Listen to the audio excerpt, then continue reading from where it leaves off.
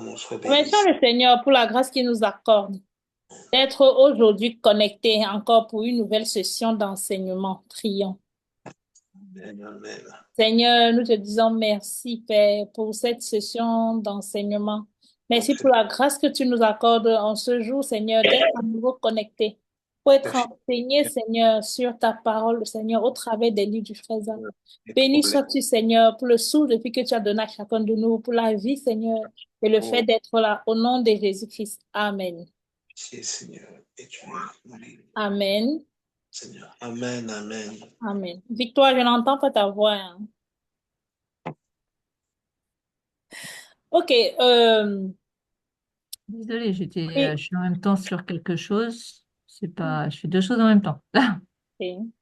Prenons peut-être une minute pour nous mettre en règle devant le Seigneur. Prions vraiment. Si tu as examine ton cœur, examine ta journée.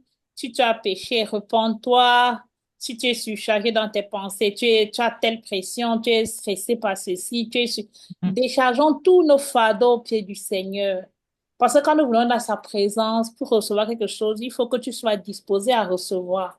Si tu es déjà chargé, on ne peut pas charger un plat chargé. Dispose-nous. Donc, vidons-nous devant le Seigneur, confions-le tous nos fardeaux, repentons-nous de tout péché, afin qu'il n'y ait pas de zone devant lui et nous, que nous puissions donc recevoir ce qu'il a pour nous ce soir. Prions. Seigneur, afin Voilà, que on peut fermer le micro, on n'est pas obligé d'entendre les péchés de quelqu'un s'il a péché. Quand tu finis, tu ouvras sur ton micro, tu dis Amen. Seigneur, D'accord. te rends grâce, Papa. Merci, Seigneur. Merci, Papa. Alléluia. Béni soit ton nom, Seigneur. Que mon cœur soit bien disposé. Alléluia. Merci, Seigneur.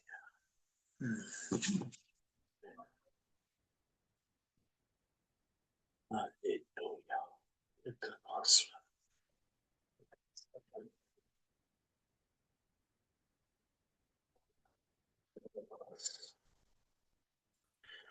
Merci Seigneur pour l'aide que tu m'apportes à travers la sœur Martine, à travers le pasteur Thierry, Seigneur, car tu ne m'abandonnes pas, Seigneur, dans mes difficultés. Oh, que ta grâce est vraiment, Seigneur. Je dis merci, Seigneur. Merci, Seigneur, pour les solutions que tu m'as préparées. Au nom de Jésus. Amen.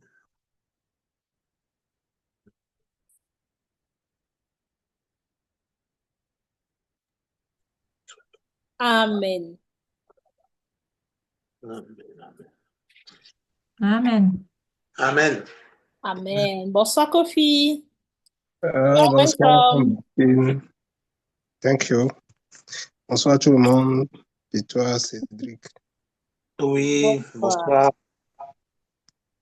Ah, Prions. Prions le Seigneur pour ce pied qui vienne prendre le contrôle de ce moment que nous allons passer ensemble, de ce temps d'enseignement. Supplions-le, parce que là où deux ou trois sont réunis en son nom, la parole de Dieu dit qu'il est là. Mais tu peux aussi faire les choses de Dieu, mais il n'est pas avec toi. Donc, supplions-le qu'il vienne prendre le contrôle. Comme nous ne faisons pas les choses par nos forces, nos intelligences, mais vraiment supplions sa présence, qu'il vienne nous aider et nous diriger du début jusqu'à la fin de cette session. Prions. Oh Amen. Père, nous te supplions, envoie ton Saint-Esprit, Seigneur. Viens et sois présent pendant ce temps d'enseignement, pendant ce temps de partage. Seigneur, je t'en supplie, descends et viens prendre le contrôle. Viens prendre le contrôle maintenant, viens prendre le contrôle à chaque moment jusqu'à la fin. Oh, viens prendre le contrôle de ce temps de modération, viens prendre le contrôle de ce temps, Seigneur, d'enseignement. Viens prendre le contrôle de ce temps de prière, de ce temps de partage.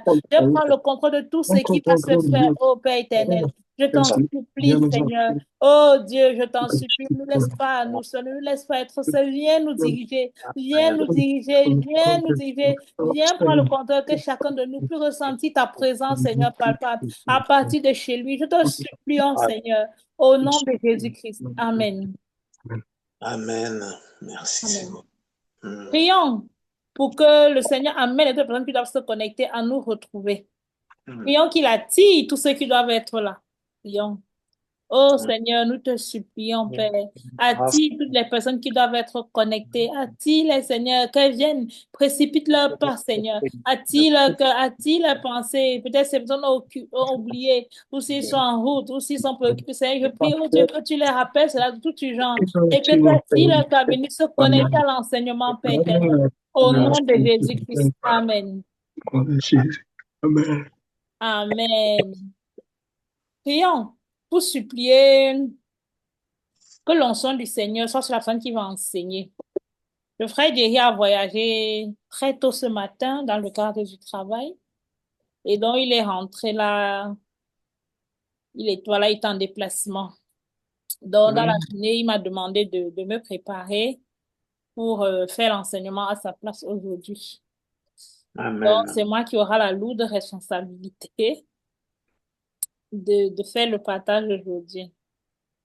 Vraiment, prions le Seigneur il vienne à mon aide, pardon. Amen. Je n'ai Amen. pas grand-chose, voilà, je veux juste qu'il vienne m'aider, qu'il m'accorde sa capacité et son onction pour pouvoir partager le message que nous allons, la partie du livre là, que nous allons échanger ce soir, qu'il m'accorde son Esprit Saint pour me guider, pour me conduire, pour me capaciter dans la présentation, dans les explications, que ce soit dans les exemples, et surtout que ce soit lui-même qui vous enseigne, qui m'enseigne moi-même, qui enseigne chacun de nous au travers de ma bouche, et que l'enseignement là puisse transformer. Parce que si c'est un enseignement intellectuel, il ne fait aucun effet dans dans la vie de l'autre. Mais quand il est produit par le Saint-Esprit, c'est là qu'il peut produire un changement dans les cœurs. Donc, supplions vraiment le Seigneur. Oh Père éternel, je t'en supplie, Seigneur. Accorde-moi ta capacitation divine. Oh, recouvre-moi de ton Saint-Esprit, de la puissance de l'onction, pour pouvoir partager l'enseignement ce soir.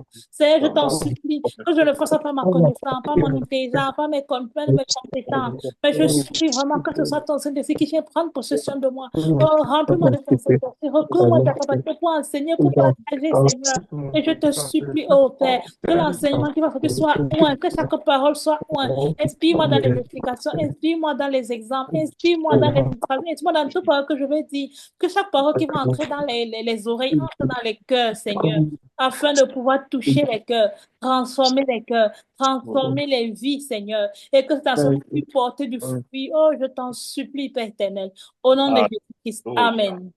Amen. Amen. Prions afin que nous-mêmes maintenant nous ayons des cœurs bien disposés, des cœurs honnêtes, des cœurs vrais, des cœurs bons pour recevoir la parole de Dieu, l'écouter et pouvoir obéir. Parce que quand nous parlons, quand le Seigneur nous parle, quand nous écoutons le Seigneur nous parle, nous devons répondre. Donc, quand tu écoutes une parole, tu entends quelque chose qui te touche, qui t'étonne, qui est une nouvelle information, qui te fait peut-être penser à tel péché que tu dois te repentir, telle chose que tu dois réparer, telle chose que tu peux changer. C'est comme ça qu'en obéissant, tu réponds. Donc, tu reçois, tu réponds, tu reçois, tu réponds. Tu peux répondre dans ton cœur en disant, ah, voici ce que je vais faire. Pendant l'enseignement, pour ne pas oublier, si un truc te vient, tu notes, tu gardes et tu obéis de manière spontanée, ou du moins le plus vite possible pour ne pas perdre. Prions que nous ayons des cœurs bien disposés, que nous puissions vraiment recevoir l'enseignement du Seigneur et y répondre, et que cet enseignement puisse porter du fruit, c'est-à-dire nous aider à grandir dans la connaissance de Dieu et nous aider à manifester le caractère du Christ, du Seigneur Jésus, puisque nous lisons le chemin du caractère chrétien. Et le but que le Seigneur demande, c'est que nous devons être nous-mêmes des ressemblants, ressembler au Seigneur Jésus. Supplions le Seigneur. Oh Seigneur, je t'en supplie, donne-moi un cœur bon, un cœur bien disposé, un cœur honnête, un cœur vrai. Donne à chaque personne ici connectée, donne à chaque personne qui va écouter manifester, un cœur honnête, un cœur bon, un cœur vrai, Seigneur, qui va écouter cet enseignement, qui va le recevoir dans le cœur. Oh, je prie, t'en supplie. Oh Seigneur, je prie que tout pierre, tout tronc soit ôté des racines, que mon cœur soit la bonne terre, qui reçoit ta parole, que ta parole porte du fruit. Je prie que ces paroles n'entrent pas seulement dans la maison, mais qu'elles soient déposées dans le cœur par ton Saint-Esprit. Je prie pour une réponse à ta parole. Je prie pour que pendant que tu nous parles au fur et à mesure, que chacun de nous t'écoute et réponde, pas des obéissances, pas des repentances, pas des restaurations, pas des restitutions, pas des renoncements, pas toute la manière à laquelle, Seigneur, nous devons répondre. Et je prie que cela porte du fruit dans nos vies, que nous te ressemblions, que nous grandissons à l'image de Christ, que nous gagnons de ta connaissance, Seigneur. Et je t'en supplie pour devenir des vrais disciples du Seigneur Jésus et lui ressembler. Au nom de Jésus-Christ. Amen. Merci, Seigneur. Au nom de Jésus. Amen. Amen. Bon, on peut prier enfin que le Seigneur protège ce moment, que chacun puisse être du début jusqu'à la fin. Il protège le réseau, il protège les connexions, les téléphones, tout le dispositif que nous utilisons pour partager. Prions. Amen. Oh Père, merci pour les outils que tu nous donnes à disposition, que ce soit Zoom, que ce soit Internet, que ce soit les ordinateurs, les téléphones, les tablettes, tout ce que nous pouvons utiliser pour ce temps de partage. Merci beaucoup. Oh, nous prions que tu couvres ça dans le sang de Jésus, couvrons dans le sang de Jésus, que tu protèges de toute attaque de l'ennemi, de tout problème. Nous prions également que tu protèges la présence de chaque personne ici connectée, qui puisse rester jusqu'à la fin, Seigneur, et même que je vais écouter depuis le début jusqu'à la fin. Oh, nous te supplions, nous remettons ce moment entre tes mains. Au nom de Jésus-Christ. Amen. Au nom de Jésus. Amen. Amen. Amen. Amen. Bon, est-ce qu'il y a quelqu'un qui a, on va dire, un chant ou deux? Si tu as deux, je ne refuse pas. J'ai écouté une chanson hier, mais je pense qu'elle elle sera pas adaptée à l'enseignement de ce soir. Non, si ce n'est pas adapté, mais que c'est une chanson qui loue le Seigneur, il n'y a pas de problème. Mais si c'est une chanson qui n'est pas chrétienne, c'est là qu'il y aura un problème. Ouais, c'est une chanson de Michel Delpech. Je Est-ce sais pas que si... c'est une chanson chrétienne qui loue le Seigneur? Non, c'est pas vraiment une chanson chrétienne, mais c'est pas non Non, plus une chanson païenne, quoi. non, il n'y C'est a une pas chanson. de milieu. Ouais. Non, si ce n'est pas une chanson chrétienne, c'est que ça ne sera pas adapté. Il faut trouver une autre, Cédric. Tu Ah, n'écoutes pas d'accord. des louanges? Si, bien sûr, j'ai des louanges sur mon Voilà, téléphone. partage-nous donc une louange, une des louanges que tu écoutes, quelle qu'elle soit. Je peux en mettre une, mais je sais pas si ça va. Vous allez écouter le son. Non, mais toi-même, tu peux la chanter, Cédric. Ah, oh, alors moi, le chant, Je ne demande pas de bien chanter. Ici, là, on n'est pas dans un concours. Chante juste. attends, qu'est-ce que je vais pouvoir. Alors, c'est. Ah mince, en louange. C'est. Ouais, mais je connais pas les paroles par cœur, mais c'est Roi des Rois. J'adore celle-là de Hillsong. Comment tu adores un truc et tu ne sais pas la chanter? Je sais pas si tu peux. Ouais. Je Déjà, suis mime vraiment. une partie, je ne sais même pas encore. Hein? Mime déjà au moins. C'est. Attends. Je sais pas. Je vais la mettre. Oui, si tu Ok. peux la mettre et que ça t'aide à chanter, il n'y a pas de souci.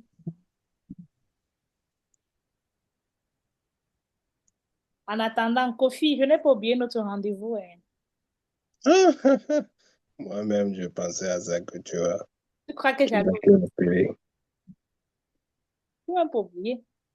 Le jour alors va arriver quand, Kofi? Ne t'en faites pas, ça va venir. Moi, je chante, je pourrais dire quoi? Il est bon, son amour est infini. Il est bon, son amour est infini. Il est bon, Jésus est bon.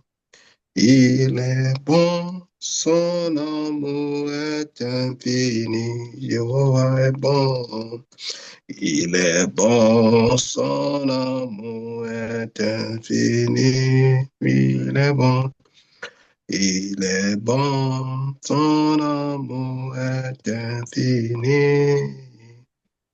Il est bon, Jésus est bon. Il est bon, son amour est infini. Amen. Amen. Ah, là, tu m'as pris de coup, là.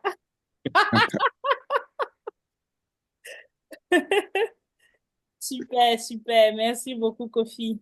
Compris. La première, mais j'espère pas la dernière, hein. Oui. Ok, super. Cédric, are you ready? Oui, bah tu as entendu la chanson, non? Je sais pas si vous l'avez entendue. Non, non, on ne l'entend pas. Donc, quand tu l'entends, tu peux chanter. Ouais, moi je suis en train de me dire, mais c'est. C'est pas Attends. grave. Alors, si tu n'es pas prêt, il n'y a pas de souci. Prépare-toi. Non. Prends le Ouais, temps de l'apprendre. Tu pourras la chanter. On a encore demain, on a j'ai bien après-demain ou écouté, la mais semaine prochaine. ouais, C'est pas grave. Ok, super. Bon, Kofi nous a déjà donné un chant. C'est déjà très Ouais. bien. Hmm. Est-ce que quelqu'un, et vous étiez là lundi passé, le frère Lundi. Thierry avait commencé à enseigner sur la discipline. Kofi, toi, je sais que tu es un fidèle du lundi. Oui, mais malheureusement, j'étais venu au moment où il finissait l'enseignement, parce qu'il avait fini très Ah, tôt hier, le lundi dernier. Mais qu'est-ce que j'avais retenu? attends, je vais quand même te donner une piste. Il avait enseigné sur la discipline. Oui, c'est sur la discipline. J'étais venu presque à la fin. Oui, ce que j'ai retenu, il disait que une personne disciplinée a un but. En plus de cela, Dieu a un plan pour nous. Donc, on doit être conscient de ça, que Dieu a un plan pour nous. Deux, une personne disciplinée a un but. Ça veut dire que si on n'a pas de but, on ne serait pas discipliné. Mhm. Hmm, hmm, hmm. Donc, c'est deux choses-là que j'ai pu retenir à la fin. Amen, c'est déjà ça. Super. Exactement, on ne peut pas être discipliné sans un but. Tu te disciplines pour faire quoi? On se discipline pour réaliser quelque chose. On ne se discipline pas juste pour se discipliner. La discipline n'est pas la fin. La discipline, c'est un moyen pour atteindre un but. Victoire, est-ce que tu étais là? Oui, oui, désolée, j'étais Non, il n'y a pas de souci. Je sais que le temps que tu reviennes à tout. Est-ce que tu étais là la semaine dernière quand le frère Derry avait commencé le chapitre sur la discipline? je crois, oui, je Est-ce crois. que tu te rappelles de quelque chose, même si c'est juste une chose que tu te souviens que tu veux Euh, partager avec nous? je sais plus. Euh, non, je sais, je crois plus. Non, j'étais pas là. J'étais pas là la semaine dernière. D'accord. Et Cédric, tu étais là, hein? Je crois que oui, j'avais entendu une leçon sur la discipline. Je sais pas si c'était la première ou quoi, mais ça me dit quelque chose, ouais. Oui, il avait fait le premier. On a commencé la semaine dernière. Je crois qu'il a fait juste la première partie la semaine dernière, Ouais, avant qu'on ne ouais, Le continue. mercredi, mais j'étais pas là. ouais, tout à fait. OK, donc, je vais faire un peu un petit rappel. Bon, moi, je n'avais pas pu être présente, mais bon, j'ai regardé et tout, j'ai regardé le livre, j'ai lu. Donc, voilà ce que je partage un peu sur la discipline. Donc, la discipline fait partie des caractères de Christ, puisque nous sommes en train d'apprendre comment ressembler au Seigneur Jésus-Christ, comment avoir le même caractère que le Seigneur Jésus-Christ. Vous savez bien que normalement, un enfant ressemble à son père. Quand le lion enfante le lionceau, même si pour un début, il ne rugit pas encore comme son père, pour un début, il n'a pas encore la fou. Là, on appelle ça comment? Les cheveux, là. La, comment j'oublie le nom? La crinière. Mais tout ça est en lui. Et au fur et à mesure qu'il grandit, les caractéristiques de son père se manifestent en lui. Donc, c'est la même chose pour un chrétien. Quand une personne pour un chrétien et même pour les humains. Même naturellement, quand nos parents nous enfantent, nous avons leur caractère en nous. Et plus tu grandis, tu fais tel truc, on dit, regardez comment elle fait comme son père. Tu fais tel truc, regardez comment elle ressemble à sa mère, vrai ou faux? Voilà. Et parfois, tu fais même des choses même comme tes grands-parents, parce que c'est dans les gènes. Même. Donc, c'est ça, c'est la même chose. Quand tu es né de nouveau et Dieu t'a enfanté, donc le comportement, le caractère du Seigneur est dans tes gènes spirituels et dans ton esprit. Maintenant, nous devons donc grandir dans ce caractère, manifester ce caractère-là. Et nous avons étudié que c'est toujours à deux volets. C'est déjà en nous. Dieu le fait. Mais Dieu veut toujours notre coopération. Nous devons coopérer avec Dieu pour que ce caractère puisse se manifester et puisse mûrir. Parce que tu peux même recevoir un caractère de tes parents, mais toi-même, avec la vie et tout, tu changes. Donc, il y a toujours notre part. Il y a ce qu'on reçoit de Dieu, ce que Dieu fait, et il y a ce que nous faisons. Donc, ici, donc, on a vu plusieurs caractères, comment nous devons ressembler au Seigneur Jésus. Il était joyeux. On a étudié la joie. Le Seigneur Jésus était toujours rempli de paix. On a étudié la paix. Le Seigneur Jésus était humble. Il s'est humilié lui-même. Nous-mêmes, nous devons nous humilier comme lui. On a étudié l'humilité et l'abaissement de soi. Le Seigneur Jésus-Christ était généreux. Nous aussi, nous sommes généreux. On a étudié la générosité. On a étudié plusieurs des caractères du Seigneur Jésus-Christ. Parce que ton caractère, c'est ta personne. Donc, la personne que dans le frère Derry a commencé, le chapitre dans lequel nous sommes, c'est la discipline ou le contrôle de soi. Donc, le fait de se discipliner, c'est l'art spirituel de mettre sous contrôle l'âme et le corps afin de les faire obéir aux directives de notre esprit. Seigneur, Et comme on disait tout à l'heure, comme je disais, il y a toujours ces deux volets. Dieu fait et nous on fait. Ce que Dieu fait pour nous, on ne peut pas faire à sa place. Mais ce que nous aussi nous devons faire, nous ne pouvons pas demander à Dieu de venir faire. Dieu veut un travail collaboratif avec l'homme. Parce que Dieu ne nous a pas créé des robots. Nous sommes des personnes, nous sommes même des divinités, nous sommes des enfants de Dieu. Dieu veut coopérer avec nous. Dieu veut collaborer, travailler toujours en coopération avec nous. Donc, il y aura toujours la part de l'homme et la part de Dieu. Vous voyez ici, par exemple, donc, que Dieu discipline, comme cela est vu dans Jean 15, 1, où Jésus dit, « Je suis le vrai cep et mon Père est le vigneron. Tout sarment qui est en moi et qui ne porte pas du fruit, il le retranche. Et tout sarment qui porte du fruit, il l'émonde afin qu'il porte plus de fruits. » On voit ici que Dieu émonde. Lorsque nous sommes de nouveau, nous sommes connectés à Christ, qui est le premier-né de la nouvelle race. Nous sommes connectés au Seigneur Jésus. Et maintenant, étant connectés à lui, en étant un avec lui, nous devons donc manifester les fruits du Seigneur Jésus. Et Jésus dit ici que celui qui ne manifeste pas même ces fruits-là, Dieu va même le couper et le jeter. Mais celui qui porte des fruits du Seigneur Jésus, Dieu vient encore l'émonder, le nettoyer pour qu'il porte davantage de fruits. Pour ceux qui ont fait un peu l'agriculture, quand on va peut-être dans les plantations de bananiers et autres, on arrache les vieilles feuilles. Quand on arrache, on jette. Tu peux croire que, mais pourquoi il jette les feuilles du bananier? Il est en train d'émonder. C'est ça qui va faire que le bananier pousse plus vite, plus grand, plus fort. Donc, c'est la même chose comme ça, Dieu va nous émonder. Il va venir arracher les feuilles mortes qui sont en nous. Il va venir arracher ce qui ne nous correspond pas, ce qui bloque que nous manifestions plus de fruits. Et ça va nous faire mal. Ça peut être quelque chose qui va faire qu'on échoue. Ça peut être quelque chose où on va se prendre, voilà, qui peut être douloureux dans la chair. Mais en fait, Dieu permet ça pour nous émonder et nous discipliner. Mais le but, c'est quoi? Quand on t'émonde, on enlève une saleté. Tu grandis davantage. Donc là, c'est Dieu qui émonde. Ensuite, on voit donc que le but pourquoi Dieu nous discipline, c'est pour que nous lui ressemblons. Pendant que nous sommes sur cette terre, Dieu veut toujours nous rendre de plus en plus ressemblants au Seigneur Jésus-Christ. Donc le but, quel que soit ce que Dieu va utiliser pour nous discipliner, parfois il peut utiliser un peu le bâton pour nous taper. Quand nous sommes têtus, comme un père qui redresse ses enfants, qui corrige ses enfants avec amour. Ça peut te faire mal parce qu'on tape, mais après, ça produit, comme la Bible dit, c'est un fruit de sainteté. Le but, c'est que nous partageons sa sainteté. Voilà. Et donc, il y a donc aussi ce côté. Dieu nous discipline, mais nous aussi, nous devons coopérer avec Dieu et nous-mêmes aussi nous discipliner.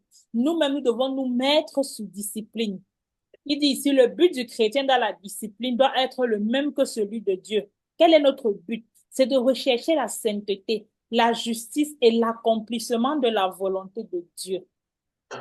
Parce qu'on voit bien que l'homme peut se discipliner pour beaucoup de buts, mais qui n'est pas la volonté de Dieu. Beaucoup d'athlètes là, qui sont même des athées, qui ne croient pas en Dieu, mais ils sont très disciplinés pour remporter la médaille. Ils sont très disciplinés, ils mettent leur corps sous discipline, ils mettent leur émotion sous discipline, ils ne mangent pas n'importe quoi, ils ne vont pas n'importe où, ils s'entraînent 10 heures par jour, ils font tout ça. Il a un but qui est de remporter la médaille. Mais il ne croit pas en Dieu, donc il ne le fait pas pour Dieu, il le fait pour lui-même, pour sa propre fierté, pour la fierté de sa nation. Ça, c'est pas pour Dieu. Ce n'est pas la discipline là que Dieu attend d'un enfant de Dieu. La discipline de l'enfant de Dieu a pour objectif la sainteté, ôter tout péché de sa vie, la justice, ressembler, poser le caractère de Christ, poser les actes, juger, analyser les situations comme Dieu et ensuite accomplir la volonté de Dieu. Ça, c'est le but recherché dans la discipline d'un enfant de Dieu, qui est différent de la discipline du monde, qui vise à satisfaire l'orgueil, la fierté humaine, qui ne sert à rien à Dieu. Donc, Dieu, pour discipliner ses enfants, va utiliser plusieurs méthodes. Il va utiliser sa parole. Quand nous lisons la parole, Dieu nous corrige. Si vous lisez souvent ici la Bible, j'espère que vous la lisez. J'espère que vous la lisez. Si vous lisez la Bible, pendant que tu lis souvent, tu vas voir des choses qui vont te toucher, qui vont te... tu dis, hey, toutes les choses que je faisais, ce n'était pas bien. Maintenant, la Bible me dit que c'est... Regarde, je vous donne un exemple. Il fut une période où j'étais vraiment devenue déformée par la société. À un moment, j'entrais dans les transports en commun et bien qu'ayant grandi en sachant qu'il faut respecter les personnes âgées, tu ne peux pas être assis. Tu vois une grand-mère, un grand-père, il est là, il est debout. Toi, tu es là, un jeune de 20 ans, 25 ans, tu es assis. C'est tellement de l'irrespect. Et j'ai grandi avec ça, je le sais. Mais il fut un moment donné où je ne voulais plus céder la place. Je me disais que moi aussi, je suis fatiguée, c'est même quoi. Donc, quand j'entrais dans le bus ou dans le train, comme pour bloquer ma conscience, je baissais la tête. Comme ça, je n'allais pas voir un vieux. Parce que si je vois un vieux, ma conscience va me juger. Que comment tu peux t'asseoir, Victoire, alors que voilà une personne âgée, voilà une maman. Donc, je vais me lever à contre-cœur et je ne voulais pas céder. Donc, ce que j'avais adopté comme méthode, c'était que quand je baisse ma tête, je mets ma tête dans mon téléphone ou dans un livre où je dors. Bref, peu importe, je m'arrange à ne pas lever les yeux. Comme ça, je ne vous vois pas. Je ne vous gère pas. Si tu es vieux, c'est ton problème. Je vais me calmer la conscience en disant que je ne t'ai pas vu. Donc, j'avais commencé à fonctionner comme ça. Un jour, pendant que je lisais la Bible, je suis tombée sur un verset qui dit que, dans Proverbe, qui disait clairement que lève-toi devant les cheveux blancs et honore, je crois, et donne les honneurs aux vieillards. Ça m'a choquée. J'ai dit, what? Donc, j'ai directement compris que non, Martine, ce que tu fais là n'est pas bien. Je me suis repentie. Et depuis ce jour, j'ai changé d'attitude. Maintenant, quand je ne cache plus mes yeux comme ça, je lève les yeux, je regarde, je cherche même. Quand je m'assois, si on est plein là, je regarde, j'observe. Est-ce qu'il y a une femme âgée? Est-ce qu'il y a un monsieur âgé? Si je vois, moi-même, je l'appelle, je lui dis, monsieur, s'il vous plaît, je vous propose ma place, je voulais vous asseoir. Depuis ce jour, le Seigneur m'a corrigé et il m'a discipliné. Donc, le Seigneur nous corrige, nous discipline à travers sa parole. Et ça, ce n'est qu'un exemple parmi tant d'autres. Et si tu lis vraiment la Bible avec l'intention d'obéir à Dieu, le Seigneur va beaucoup t'émonder, enlever beaucoup de saleté en toi, t'amener à beaucoup te discipliner par sa parole. Il va aussi utiliser les circonstances de la vie. Parfois, quand le Seigneur nous on parle pas, te parle dans la parole, tu ne veux pas écouter. Parfois, l'homme est têtu. Parfois, on préfère que le feu nous brûle d'abord, ça nous cogne avant qu'on comprenne. Quand c'est comme ça, parfois, le Seigneur va laisser. Tu vas aller bien te cogner la tête. Et là, quand tu vas avoir bien mal, la leçon va entrer. Tu vas revenir. La prochaine fois que tu as une tentation, tu vas fuir. Donc, moi, je pense que l'une des méthodes que Dieu veut plus nous discipliner, c'est la parole. Mais comme l'homme est souvent têtu, Dieu utilise donc souvent les circonstances pour nous fouetter. Il utilise les personnes, il va laisser que des personnes te trompent, te fassent du mal, te portent préjudice, que tu rates certains projets, ça te fait bien mal. La prochaine fois, tu vas reculer, tu vas comprendre que je ne dois plus prendre ce chemin. Donc, il y a plusieurs méthodes que le Seigneur peut utiliser pour nous discipliner. Mais le croyant est appelé à coopérer avec Dieu en se disciplinant lui-même. Et on a donc vu comment l'apôtre Paul, lui-même l'apôtre Paul qui dit que moi, je cours, non pas comme à l'aventure, je frappe, non pas comme battant l'air, mais je traite durement mon corps et je le tiens assujetti, de peur d'être moi-même rejeté après avoir prêché aux autres. Tu vois, il dit, tous ceux qui combattent s'imposent toute espèce d'abstinence et ils le font pour obtenir une couronne corruptible. Mais moi, je ne le fais pour une couronne incorruptible. Je le fais pour un gain éternel. Donc, c'est pour un gain éternel. Il dit, je cours pas comme à l'aventure, donc avec un but précis. Ici, on est aussi précis. Je frappe non pas combattant l'air, mais je traite durement. Donc, Paul nous montre ici comment lui dit que c'est lui-même qui le fait et avec un objectif bien précis. Donc, nous-mêmes, en tant qu'enfants de Dieu, nous devons nous discipliner. Et nous savons pourquoi. Paul a bien dit que pour une couronne incorruptible, pour une récompense éternelle. Si l'équipe de football de France, eux, ils se mettent sur discipline pour gagner la Coupe du Monde en or, là. Je ne sais pas si c'est ce que toi aussi tu cherches, mais ici, Paul nous dit que nous, on cherche des couronnes incorruptibles, dont des bénéfices éternels. Amen. Et donc, en tant que croyant, donc, tu exerces quoi? Ton langage, ta manière de parler. Tu mets sous contrôle même ta manière de manger. Tu t'entraînes. Tu mets sous contrôle ta manière de boire, tes habitudes, bref, tout ce qui va concourir à, comme on a vu tout à l'heure, marcher dans la sainteté, faire accomplir la volonté de Dieu, tout ce qui peut toucher, concourir à cela. Tu mets ça sous discipline, tu mets ça sous contrôle. Ça veut dire quoi? Si on discipline, on contrôle quelque chose, ça veut dire que la chose là a souvent envie d'aller dans le mauvais sens, mais tu dois la restreindre. Quelque chose qui est déjà bien ordonné n'a plus besoin d'être discipliné. On discipline quelque chose qui veut sortir des bords. Quand on dit que si tu dois discipliner ta manière de manger, ça veut dire que des fois, tu as envie de manger plus qu'il ne faut. Mais tu es capable de dire à ton corps, stop là, je m'arrête.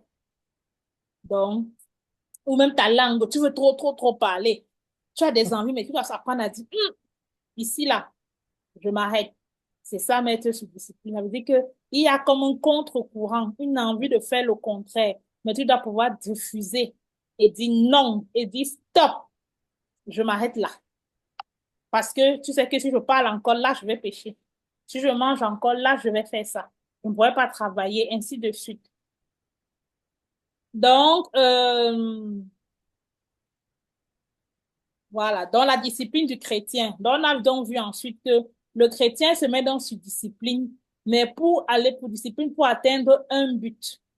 Et je crois que c'est Kofi qui en a fait mention. Le but donc doit venir de Dieu.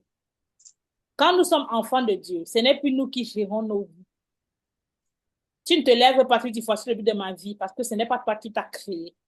Quand Dieu t'a créé, il avait déjà un but en vue.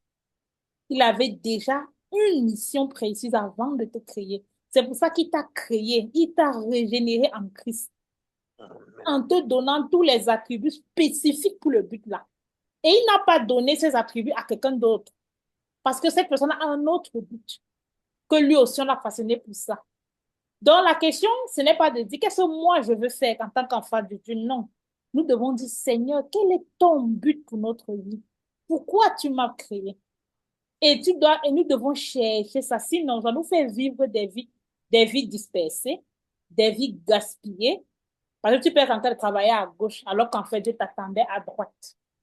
Tu peux être en train de travailler sur 15 choses, alors que Dieu t'attend sur une chose. Donc, nous devons, en enfant de Dieu, dis, oh Père, quel est ton but? Qu'attends-tu que je fasse? Quand le Seigneur Jésus a sauvé Paul sur la route de Damas, la première question qu'il a posée, c'est, Seigneur, que veux-tu que je fasse? Il ne s'est pas juste levé et dit, ah, maintenant je suis sauvé. Ok, moi, je vais faire. Ah, c'est voici ce qui va plaire à Dieu. Voici ce qui va. Non, Dieu est vivant. Le Seigneur parle. Il a une bouche. Il communique. Nous sommes ses enfants. Nous sommes capables de l'entendre. Il va nous parler. Ce n'est pas à nous de deviner ce qu'il veut. Nous pouvons lui demander. Et si nous voulons vraiment connaître, il va nous répondre. Si nous voulons vraiment connaître, il va nous répondre. J'entendais le témoignage d'un pasteur, le pasteur Théodore Ndossé, qui disait qu'à un moment, dans ses débuts, il voulait tellement pas vivre une vie à côté de la volonté de Dieu qu'il a dit, Seigneur, révèle-moi le but de ma vie. Il a décidé de faire un jeûne. Il a décidé de jeûner. Il a fait 7 jours de jeûne, sans boire l'eau, sans même avaler la salive. Tellement il était déterminé. Dieu lui a dit, tu veux vraiment connaître le but de ta vie? Fais 7 jours, au 7e jour, tu reviens. Il dit qu'il a fait 7 jours là. C'était pas facile, mais il l'a tenu parce que il voulait absolument connaître le but de sa vie. En fait, moi, je suis en train d'apprendre une chose, c'est que le Seigneur nous exauce au niveau de notre détermination. Si tu es vraiment déterminé pour quelque chose, dans le sens de la volonté de Dieu, je précise, le Seigneur va t'exaucer. Je ne vous parle pas de la détermination dans le sens du développement personnel.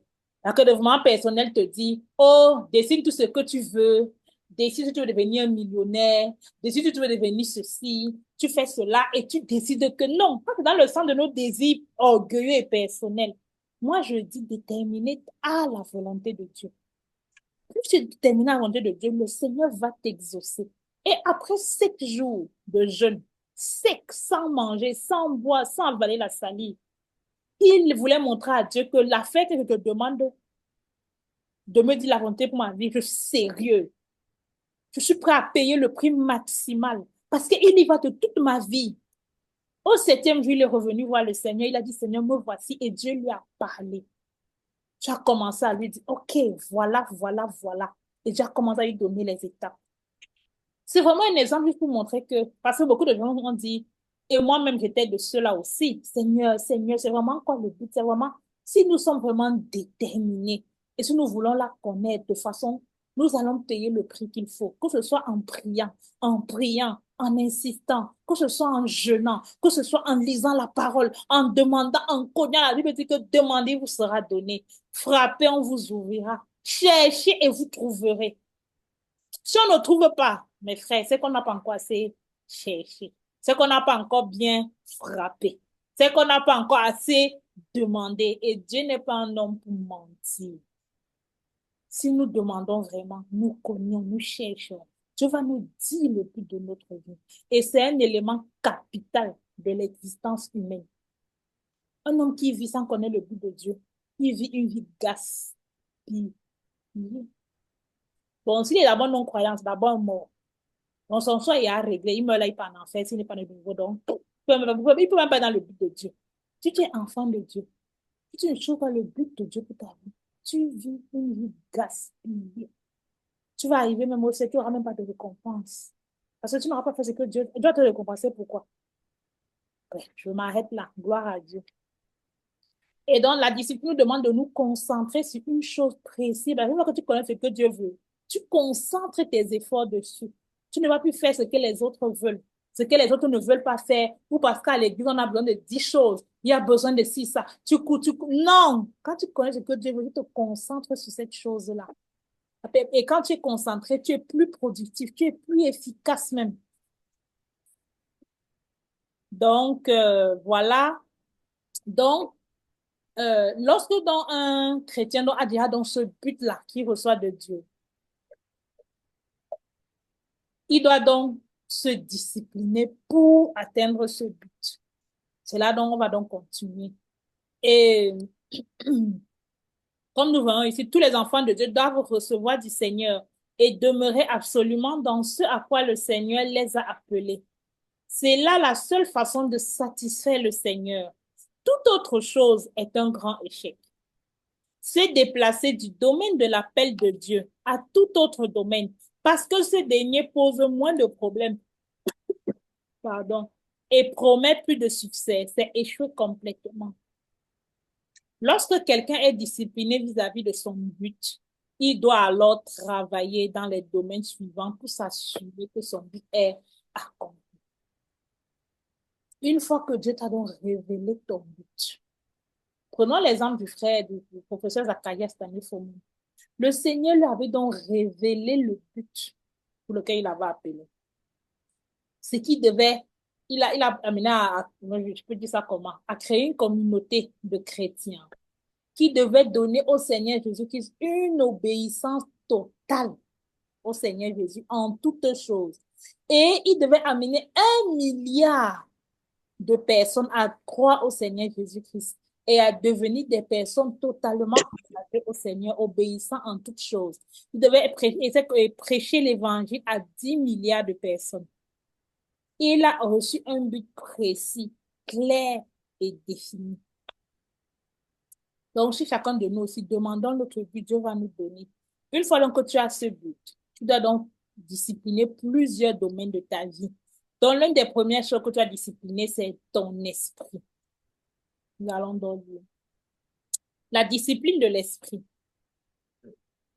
Le Seigneur veut que le croyant soit contrôlé par son esprit.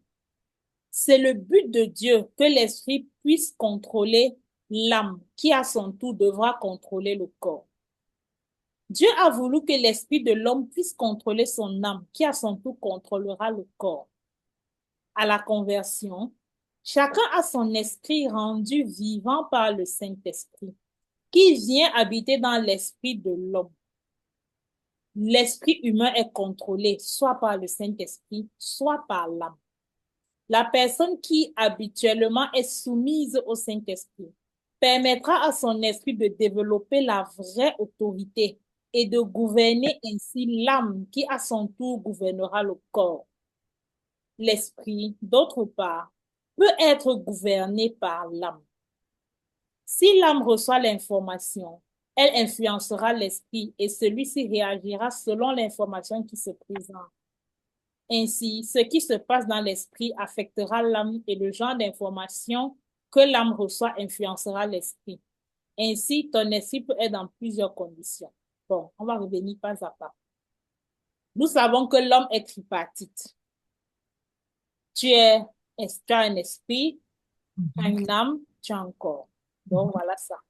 L'esprit de l'homme, l'âme et le corps. Le corps, c'est la partie visible de ce que nous voyons là. C'est ce que vous voyez là avec mes cheveux comme ça là, avec là où je mets la robe. Voilà, c'est la partie extérieure, c'est la partie visible. Tout le monde connaît. Dans notre âme, c'est notre partie intérieure.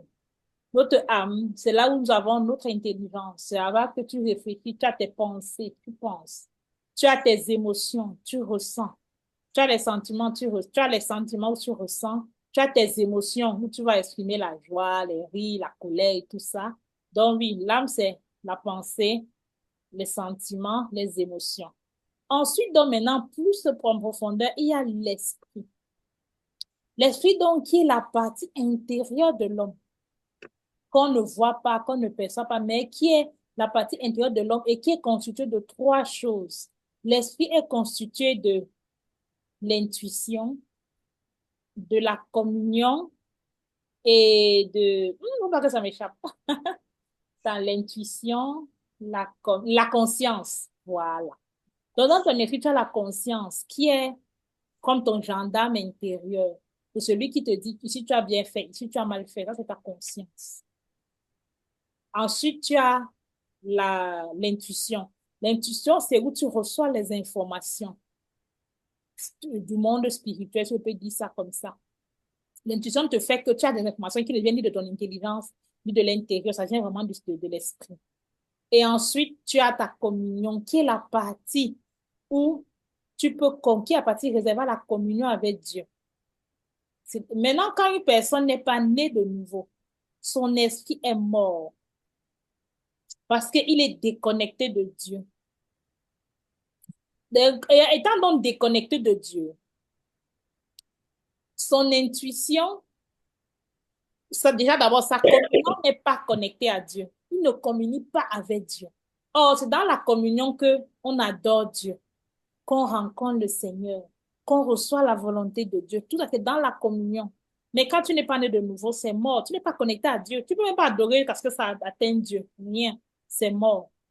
Donc, dans ton intuition aussi est morte, puisque l'intuition, c'est quand tu es connecté à Dieu que tu reçois même les informations au travers par ton intuition reçoit des informations au travers de ta communion, voilà. Et ensuite, maintenant, ta conscience est vivifiée quand tu nais de nouveau. Quand tu n'es pas né de nouveau, tu as une connaissance du bien et du mal, c'est vrai, mais elle est très altérée. Parce qu'étant coupé de Dieu, tu n'es pas éclairé, il n'y a pas la lumière de Dieu en toi. Donc, tu as une connaissance très humaine du bien et du mal. Tu n'as pas une connaissance spirituelle, tu n'as pas une connaissance divine du bien et du mal. C'est pour ça qu'un non-croyant peut même faire beaucoup certains péchés et ne même pas en être dérangé. Parce qu'il est limité dans son niveau de connaissance du bien et du mal. Et tu peux même aussi obstruer ta conscience. Tu peux corrompre, étouffer ta conscience. Et maintenant, quand tu nais de nouveau, quand nous naissons de nouveau, que se passe-t-il? Le Saint-Esprit vient habiter à l'intérieur de notre esprit et une nouvelle vie entre. Il nous donne donc la communion. Maintenant, notre esprit, avec l'esprit qui vient, nous met en communion avec Dieu. Nous pouvons communiquer maintenant avec Dieu. Nous pouvons avoir une relation avec Dieu. Et l'esprit qui est lumière éclaire donc notre conscience. Du coup, tu commences à avoir une conscience, mais ce n'est plus une conscience seulement humaine du péché. Tu commences à avoir la conscience du péché par rapport à Dieu, par rapport aux informations que tu reçois du Saint-Esprit qui est dans ta communion. Et maintenant, quand tu communies avec Dieu, que ce soit au travers de la prière, de la lecture de la parole. Dieu te parle à travers la communion, mais ça remonte par ton intuition et à travers toutes ces choses que tu dois connaître maintenant dans ton esprit. Ta conscience va juger, va jauger les choses. Donc ça, c'est la vie de l'esprit. J'espère que, j'ai réussi à expliquer un peu clairement. Donc, en tant qu'enfant de Dieu, tu as ton esprit, mais tu as l'Esprit Saint qui vit à l'intérieur de toi. Et tu dois donc discipliner ton esprit. De la même manière que tu dois discipliner aussi ton âme. Et tu dois discipliner ton corps. Tu dois discipliner ton être dans les 3 dimensions. Et quelle est la volonté de Dieu? À l'origine, quand Dieu crée l'homme, l'homme est d'abord un être spirituel. Donc, quand Dieu nous a créés, c'est l'esprit qui devait dominer sur l'âme et l'âme domine sur le corps. Mais lorsque Adam a péché, lorsqu'il y a eu la chute de l'homme, les choses ont été inversées. Sinon, l'homme est un être normalement qui doit vivre par l'esprit. C'est-à-dire donc, lorsque tu deviens enfant de Dieu et que maintenant tu communies avec Dieu, Dieu te parle, tu connais la volonté de Dieu. Tu connais ce que Dieu aime, ce que Dieu n'aime pas, ce qui est bon pour Dieu et tout. C'est maintenant ça que tu communies, qui se communie dans ta conscience, dans ton intelligence. Et dans ton intelligence, tu réfléchis donc comment je vais faire la volonté de Dieu. Et tu appliques ça par ton corps. Donc là, tu es guidé par l'Esprit. Tu reçois maintenant par le Saint-Esprit, par ta communion avec le Saint-Esprit. Tu connais ce que Dieu aime, ce que Dieu n'aime pas. Et tu rejettes ça. Tu appliques ça de manière pratique. C'est ça que tu vas avoir un moment pas de l'homme spirituel, l'homme charnel. L'homme spirituel va être celui qui est guidé par le Saint-Esprit, qui reçoit les fonctions du Saint-Esprit et impose cela à son âme, c'est-à-dire il impose cela à ses émotions, à son intelligence, à sa volonté. Et une fois que ton intelligence, ta volonté, ton âme ont arrêté quelque chose, le corps, lui, n'est qu'un serviteur. Hein. Ce n'est pas le corps qui te domine. Le corps, lui, il est assujetti à l'âme. Donc, quand le corps fait le désordre, c'est d'abord parce que l'âme, il y a un problème dans l'âme. Le corps, lui, ne fait qu'obéir. Il n'est qu'un serviteur. Donc, voilà quel est l'ordre réel que le Seigneur veut. Mais quand nous péchons, qu'est-ce qui se passe? Quand une personne est donc déconnectée de Dieu, quand tu ne connais pas le Seigneur, quand tu n'es pas né de nouveau, ton esprit est éteint. Donc, il n'a plus la force de dominer sur ton âme, puisqu'il ne connaît même pas la volonté de Dieu. Donc, maintenant, c'est ton âme qui commence à contrôler ton esprit. C'est ton âme qui commence à contrôler toutes choses. Or, comme ton âme n'est pas connectée à Dieu, il est connecté à qui? Il est connecté au monde. Or, le monde est dirigé par qui? Par le diable. Donc, ton âme commence à être saturée par des manières de réfléchir, de penser, de vouloir, de désirer, qui ne sont pas de Dieu, mais qui sont du diable.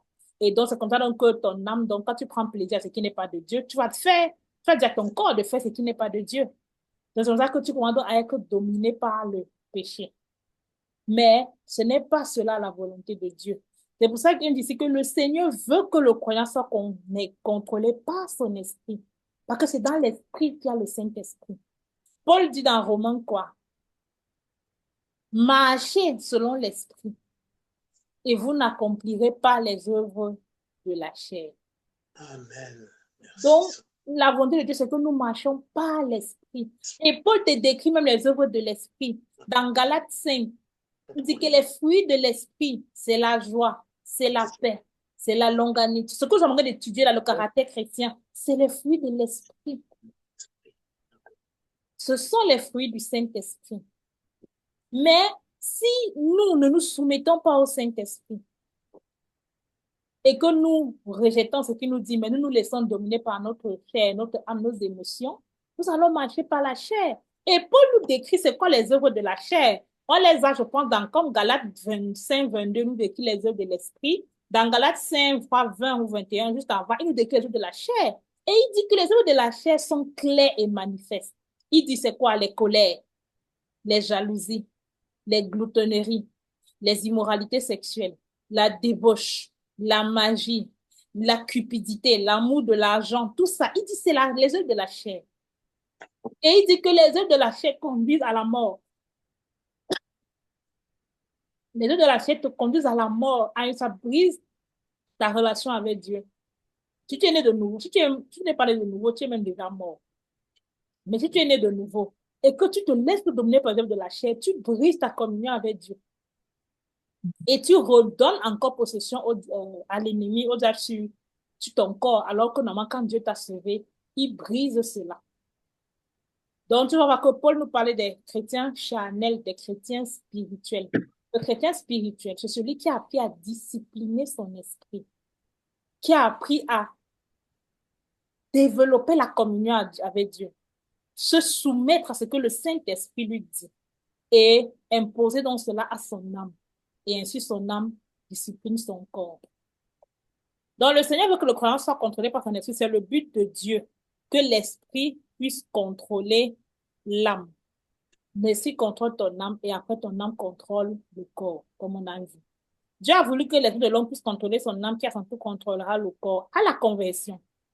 Donc, quand tu es pas né de nouveau, ton esprit est éteint. Donc, c'est ton âme qui te contrôle, tu vis dans le péché et autres. Mais quand tu nais de nouveau, tu reçois donc, chacun a dans son esprit, l'esprit devient vivant par le Saint-Esprit qui vient habiter dans l'esprit de l'homme. L'esprit humain est donc maintenant, quand maintenant l'esprit vient arriver, maintenant c'est toi qui es l'arbitre. Soit tu vas te laisser contrôler par le Saint-Esprit, soit tu vas refuser quand l'esprit te parle à l'intérieur. Parce que quand tu es enfant de Dieu, le Saint-Esprit te parle. Mais tu maintenant, en tant qu'enfant de Dieu, c'est toi qui choisis. Est-ce que je vais obéir au Saint-Esprit ou est-ce que je vais désobéir? Et quand tu obéis au Saint-Esprit, c'est comme ça que tu disciplines dans ton esprit. Et c'est ton esprit qui va dominer ton âme et ton âme va dominer ton corps. Mais quand le Saint-Esprit te parle, tu refuses. Par exemple, je vais te mettre en colère, tu entends dans ton esprit. Ne vous mettez pas en colère, pardonnez. Tu dis non, elle m'a trop fait du mal, c'est trop facile, c'est pas. Tu vous rejettes. Maintenant, qu'est-ce qui se passe? C'est que tu peux obéir à ton âme, parce que ton âme peut manifester la colère et tout. Tu dis non, je vais me mettre en colère. Tu peux faire obéir à ton âme. Maintenant, tu donnes de la force à ton âme qui va dominer maintenant ton esprit. Et c'est comme ça que le désordre, et puis tu commences maintenant à marcher par la chair. Et si c'est la colère qui domine, après tu vas voir que ton corps va réagir. Tu vas envoyer des mauvaises paroles.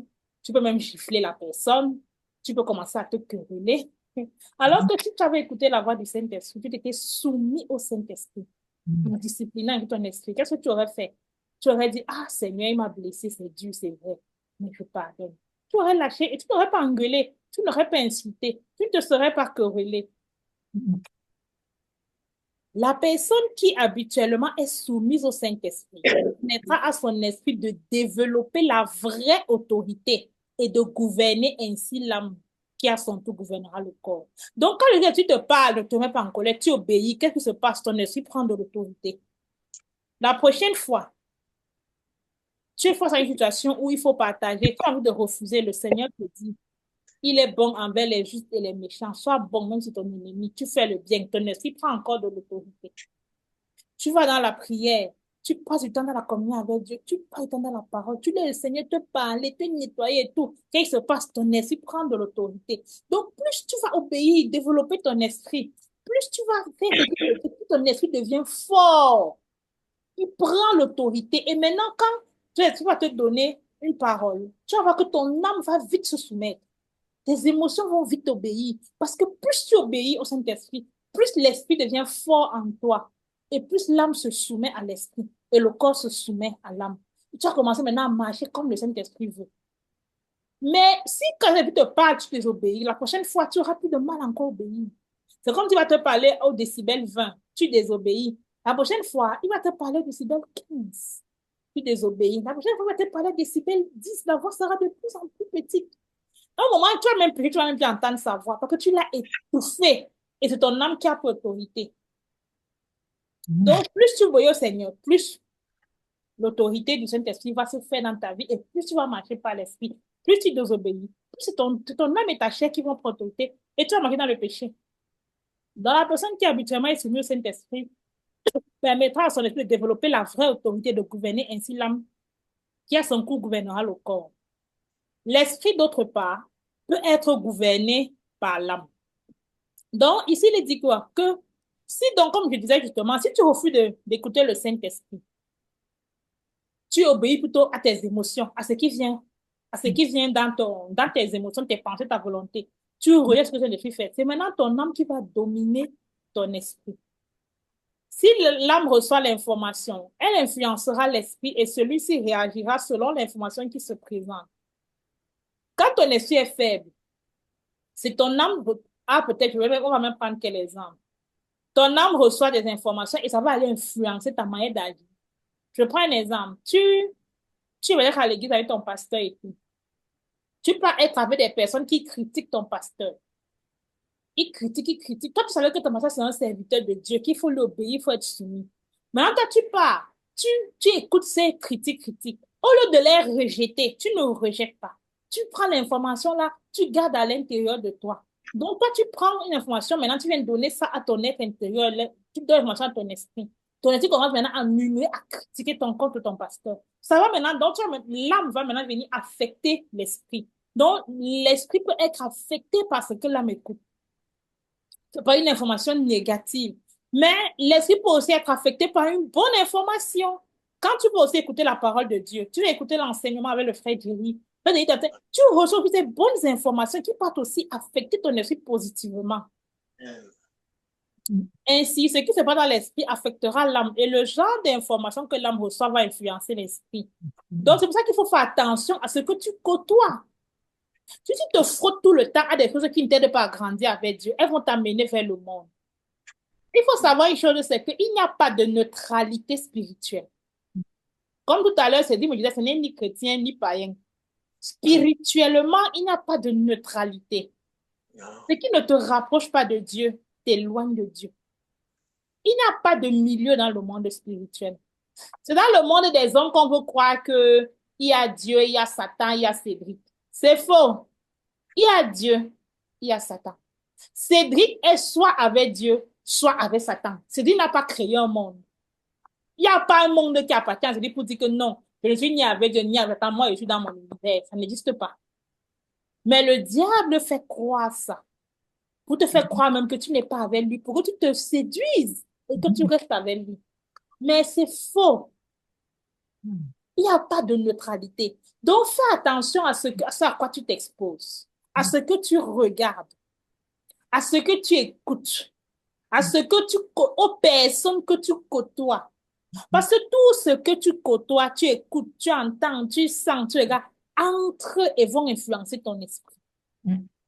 Maintenant, si ces choses, ce sont des choses qui viennent de Dieu, qui t'attirent à marcher avec Dieu, ça va aller influencer ton esprit à aimer plus les choses de Dieu. À ce qui fait que quand il va entendre la voix du Saint-Esprit, il va plus vite obéir parce que c'est de ça qu'on l'a nourri. Mais si c'est des choses, tu peux avoir des films ou bien des images immorales. Tu es avec des personnes qui parlent des choses qui n'ont rien, qui ne te font pas grandir. Tu peux peut-être parler tout le temps de je me dis quoi, vraiment de comment, je ne sais pas quel exemple il faut prendre. Bref, vous-même, vous pouvez trouver des exemples. Mais il y a clairement des conversations qui ne t'amènent pas vers Dieu. Il y a même des conversations qui peuvent même paraître inoffensives. Mais le fait que tu es dedans de 6 heures à minuit, il y a un problème. Je prends un exemple. Quelqu'un qui fait du sport, qui parle de sport, en soi, ce n'est pas mauvais parce qu'il s'occupe de son corps. Mais s'il commence à s'adonner aux conversations de sport, aux émissions de sport, à 6 heures, il est déjà là. 12 heures, il est là. 20 heures, toute la journée, il fait 15 heures. Vous voyez qu'il y a déjà un problème. Il est dans l'adoration. Ça fait que tout son âme, son esprit n'est que tourné vers ça. Il adore. Et ça ne le tourne pas vers Dieu. Quel est même son but là, quand il reste de 6 heures à 20 heures devant pour connaître le sport, pour améliorer son sport? Quel est même d'abord le but? Parce que c'est ça qu'il faut souvent se poser. C'est quelle est l'intention? Parce que toi et moi, on peut même faire une même action, mais si on n'a pas la même intention, ça ne va pas poser le même effet. Moi, je peux dire que je fais 1 heure de sport par jour parce que je veux garder l'énergie physique. Parce qu'il faut que je sois en santé pour accomplir le but de Dieu pour ma vie. Il faut que je sois vivace pour pouvoir prier longtemps, pour pouvoir travailler, pour servir le Seigneur. Mon but, c'est Dieu. Mais mon voisin à côté va aussi aller faire les mêmes 1 heure de sport parce qu'il va avoir les tablettes de chocolat pour être beau, pour être sexy, pour plaire aux filles. On fait la même chose, mais on n'a pas la même intention. Je vais aller regarder l'émission Comment être endurant, comment bien faire pour développer mon souffle. Je vais te regarder là pendant 1 heure parce que je vise à être en santé pour le Seigneur. Mon voisin va regarder la même émission 1 heure parce qu'il vise comment il va développer tablettes de chocolat pour plaire aux filles. Je crois que chacun a compris. Donc, ce qui se passe dans l'esprit va affecter l'âme. Et aussi, le genre d'information que l'âme reçoit va aussi influencer l'esprit. Donc, tu vois que toi-même, tu peux même travailler à influencer ton esprit vers Dieu. Si tu choisis d'influencer ton esprit vers Dieu, tu choisis. Donc, qu'est-ce qui peut me rapprocher de Dieu? C'est simple, non? Moi, je sais qu'il y a des moments où j'ai travaillé intentionnellement, volontairement pour gagner dans ma relation avec Dieu. Même quand je n'avais aucune envie, je m'assois, je prends ma Bible, je lis. Je dis que Seigneur, il faut que je te connaisse. Je prends la Bible, je lis, je lis, je lis. Même quand mon corps ne veut pas, je force parce que je dis, il faut que je connaisse Dieu. Et pendant que je lis comme ça, qu'est-ce qui se passe? C'est mon âme qui reçoit d'abord l'information, puis ça passe par mes yeux. Mais ça n'a pas influencé mon esprit. Quand je travaille, que je ne peux pas lire, j'ouvre un audio, j'écoute une prédication. Donc, j'écoute toujours quelque chose qui va m'envoyer vers Dieu. Mon âme en va influencer mon esprit. Quand je vais avoir des amis que je veux papoter au téléphone, j'appelle des amis chrétiens avec qui on va parler de l'enseignement de tel jour. Ah, j'ai médité. Ça fait que ça, je reçois toutes les informations qui vont m'orienter vers Dieu.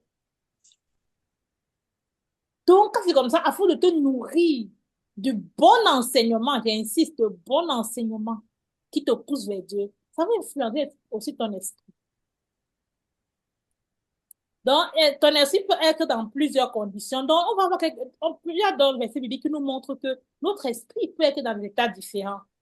Ici, le Job 15, 12, 13 nous dit, où ton cœur t'entraîne-t-il? Et que signifie ce roulement des yeux? Quoi?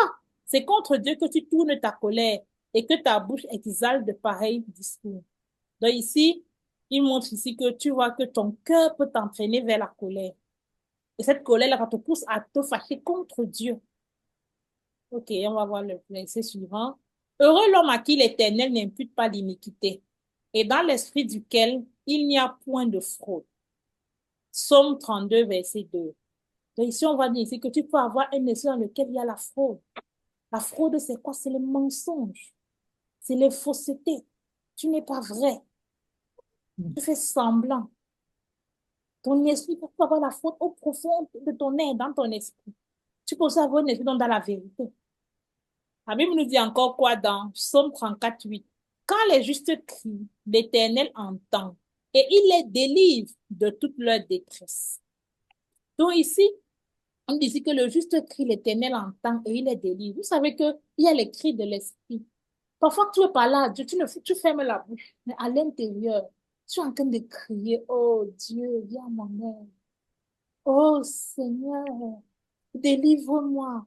J'ai traversé une période de ma vie où j'étais en régression spirituelle. Je savais que je n'étais pas bien dans ma marche avec Dieu. J'allais à l'église, mais j'étais pas bien. J'étais malheureuse au profond de moi.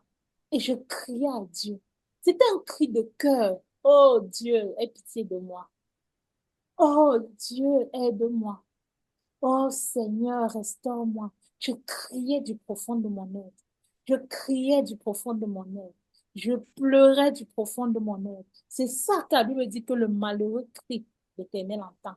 Ce n'est pas que tu vas prendre ta bouche, tu vas crier. Oh, non, c'est pas ça. C'est quand c'est un soupir profond à C'est l'intérieur. sincère. C'est ton esprit qui crie à Dieu. Et ça, le Seigneur exauce. Si tu veux vraiment connaître Dieu, moi je te dis là, toi qui es connecté, ce que ton esprit veut profondément là, Dieu va te donner. Quel que soit même le péché qu'il y a dans ta vie, qui te menace, qui te malmène, même si tu n'arrives pas, tu as du mal, j'avais des péchés, j'avais du mal. Je criais, Seigneur, viens à mon aide, je n'arrive pas. Oh Dieu, pardonne-moi au secours. Je pratique encore le péché, j'ai mal. Je me repens et je dis, oh Dieu, viens à mon aide. Et ne te mets jamais dans la position où tu vas dire, bon, je capitule alors. J'en peux plus. Ou alors tu commences à te corrompre, à dire que, bon, ce n'est pas grave alors. Dieu comprend. Jamais. Une de mes prières au Seigneur, je dis, Seigneur, ne me fais jamais dire que le mal est bien, même quand c'est moi qui le commets. Ça, c'est une de mes sujets de prière. Parce que parfois, quand tu es fatigué d'avoir échoué, rééchoué, rééchoué, tu as envie de capituler. Tu as envie finalement de banaliser le péché. Tu as finalement envie de te dire, c'est pas si grave que ça. Tu as envie de dire que, aka, c'est même quoi. Ça, c'est le diable quand il veut y endurcir ton cœur et te bloquer. Je crie, je dis, Seigneur, ne me laisse jamais dire que le péché est bien parce que je veux calmer ma conscience. Jamais. Même si je tombe 10 000 fois, je viendrai à toi crier 10 000 fois pour dire, oh Dieu, aie pitié de moi. Oh Seigneur, viens à mon aide. Et le jour de la délivrance va arriver parce que la Bible dit, quand le malheureux crie, quand les justes qui l'Éternel entend. Ici, c'est dit les justes, mais il y a un autre endroit qui dit même le malheureux. Et il les délivre de leur détresse. Est-ce que tu es vraiment en détresse à cause de ton péché? Si tu es vraiment en détresse, il va te délivrer. Mais si tu te complais dans ton péché, tu te dis, oh, c'est pas grave, je comprends. C'est faux, hein? Je vous assure. La fait qu'on croit que Dieu comprend le péché, c'est satanique, c'est faux. Dieu ne comprend pas le péché. Soit c'est normal que tu pêches parce que tu n'es même pas un enfant de Dieu, donc tu es en train de marcher droit vers l'enfer. Dans ce cas, donne ta vie au Seigneur Jésus. Soit tu es né de nouveau, tu tombes dans le péché, ce n'est pas normal parce que Jésus t'a déjà délivré à la croix. Il est mort pour tous tes péchés et tu dois vivre une vie de victoire sur le péché. Voilà les deux options. Il n'y a pas une troisième option. L'option de dire, je suis quand même enfant de Dieu, mais je vis dans le péché, ce n'est pas grave, je comprends. C'est satanique. Moi, je vous dis, oh, c'est diabolique. Bien sûr. Accepter un péché dans un seul, se conforter de un seul péché dans sa vie, c'est diabolique. Bien sûr. Tu connais que je vis, je pratique cette chose-ci. Dieu n'aime pas. Et tu dis, ah, c'est pas grave. Tu laisses, tu n'es même pas dans la repentance. Tu n'es pas dans le soupir, Seigneur, délivre-moi. C'est satanique. C'est ce que la Bible dit, qu'ils ont endurci leur cœur. Et à cause de cela, moi-même, je vais endurcir leur cœur. Parce que si tu es un enfant de Dieu et que tu pêches, Dieu, le Saint-Esprit te pointe à chaque fois ce péché-là, ce péché, ce péché. Tu dois toujours être dans la disposition de repentance, de dire, Seigneur, délivre-moi. Oh, viens à mon aide. Viens à mon aide. Tu dois jamais être dans la position de dire, bon, ah, je suis un humain après tout, hein. Dieu, il sait qu'on est humain, hein. Vraiment, je vais faire comment? Je me suis que cher. What? Donc, le sang de Jésus n'est pas assez puissant pour te délivrer. C'est toi qui mens ou c'est Dieu qui ment. Que tout homme soit menteur et que Dieu se dise la vérité. La Bible dit que le sang de Jésus t'a même délivré de tous tes péchés. Donc, c'est toi qui vis dans le mensonge. Amen. Amen. On va continuer. Une race dont le cœur n'était pas ferme et dont l'esprit n'était pas fidèle à Dieu. Donc, on voit ici qu'on peut avoir un esprit qui n'est pas fidèle à Dieu. Un cœur qui n'est pas ferme. Tu dis, oui, je marche avec Dieu, je veux. Mais dès qu'il y a le moins de preuves, tu te compromets. Dès qu'il y a le moins de problèmes, tu changes de position. Dès qu'il y a le moins de secousses, tu recules. Tu n'es pas fidèle. Tu n'es pas ferme. Et Moïse fut puni à cause d'eux, car ils aigrirent son esprit. Et il s'exprima légèrement des lèvres. Donc, ici, on voit que même un esprit peut être aigri. On parlait des influences. On parlait de qu'est-ce que tu laisses pénétrer. Pénétrer, ça peut aigrir ton esprit. Il faut faire attention à ce que tu laisses entrer à l'intérieur de toi. Quand mon esprit est abattu au-dedans de moi, toi, tu connais mon sentier. Donc, on voit ici que ton esprit peut m'être abattu. Là, c'est quand tu as laissé que ce qui est dans ton âme, dans tes émotions et événements, t'ont tellement affecté que c'est ça que tu envoies dans ton esprit, c'est ça que tu pompes. Du coup, ton esprit est dominé par ce qui se passe en toi et il est abattu. Mais celui qui pèse les esprits, c'est l'Éternel. Donc, on voit ici que même Dieu pèse les esprits. Donc, les esprits ne sont même pas le même poids. Il y a les esprits plus fidèles, il y a les esprits infidèles, il y a les esprits intègres, il y a les esprits plus intègres, moyennement intègres. Donc, c'est Dieu qui pèse tout cela. Un cœur joyeux est un bon remède, mais un esprit abattu dessèche les os. Donc, on a encore vu ici, l'esprit peut être abattu, comme l'esprit aussi peut être joyeux. L'esprit de l'homme le soutient dans la maladie. Voilà, parce que c'est ce qu'on dit ici. Quand ton esprit peut être fort, il te soutient dans la maladie. Mais l'esprit abattu, qui le relèvera? Mais si tu laisses ton esprit être abattu, au lieu que ton esprit soit nourri par ta communion avec Dieu, soit nourri par la parole de Dieu. Parce que quand tu es dans la communion, la parole, ton esprit est fort. Quand une situation arrive, même la maladie, l'Esprit Saint te dit, bénis Dieu en tout temps, tu bénis. L'Esprit Saint te dit, Jésus qui s'apporte nos maladies, tu peux prier, chasser la maladie. L'Esprit Saint te dit, rends grâce à Dieu en toute chose. Donc, c'est vrai que ton esprit est toujours fort et il est au-dessus de la situation. Mais quand tu n'es pas soumis au Saint-Esprit, dès que la maladie vient, c'est ça que tu envoies là-bas dans ton esprit s'abat. Oh, je suis malade. Oh, je n'ai pas le travail. Oh, c'est compliqué. Oh, oh, oh. Donc, ces informations qui t'abattent, tu vas être abattu. Mm. Tu n'écoutes pas, tu ne connais même pas qu'est-ce que le Seigneur dit de ta situation. Le souffle de l'homme est comme une lampe de l'Éternel. Il pénètre jusqu'au fond des entrailles. Donc, vous voyez ici, le souffle de l'homme comme une lampe de l'Éternel. Le souffle, c'est l'esprit de l'homme.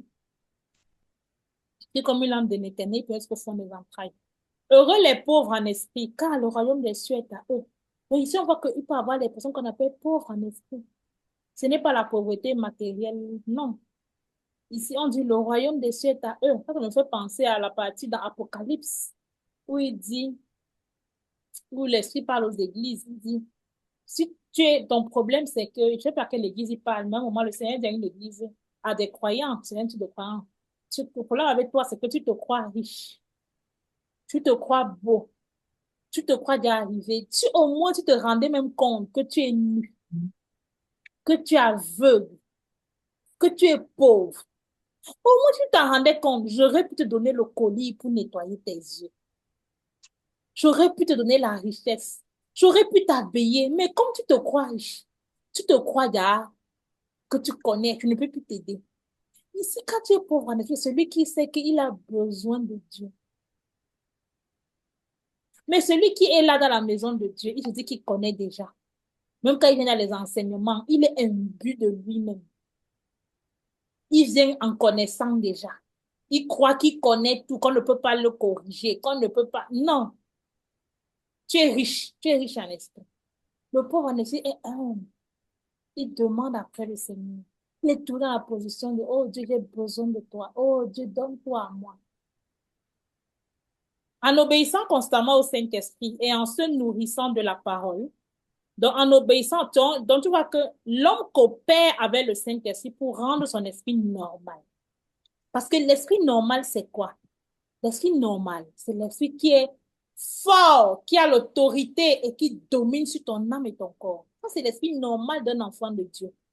Et comment il devient donc normal? Comment l'homme coopère pour que son esprit soit normal? Il obéit tout le temps au Saint-Esprit. Parce que le Saint-Esprit te parle tout le temps quand tu es enfant de Dieu. Quand quelque chose se passe, tu murmures, à quoi tu vas comment ta conscience t'accuse, c'est le Saint-Esprit qui te parle. Réponds-toi rapidement. Quand on te demande de faire quelque chose, tu ne veux pas faire, tout comme ton esprit te dit non, aujourd'hui, c'est pas bien, c'est la rébellion. Réponds-toi rapidement. Tu obéis constamment comme ça. Ton esprit va être de plus en plus fort.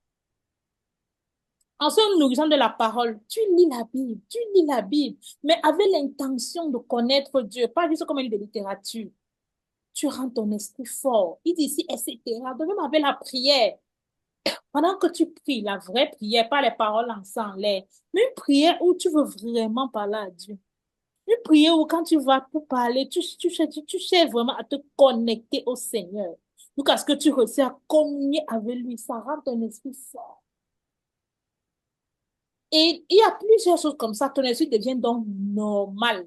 Ça veut dire que ta vie est dominée par l'esprit, pas ton esprit qui, lui, est soumis au Saint-Esprit. Donc, ta vie est dominée par le Saint-Esprit.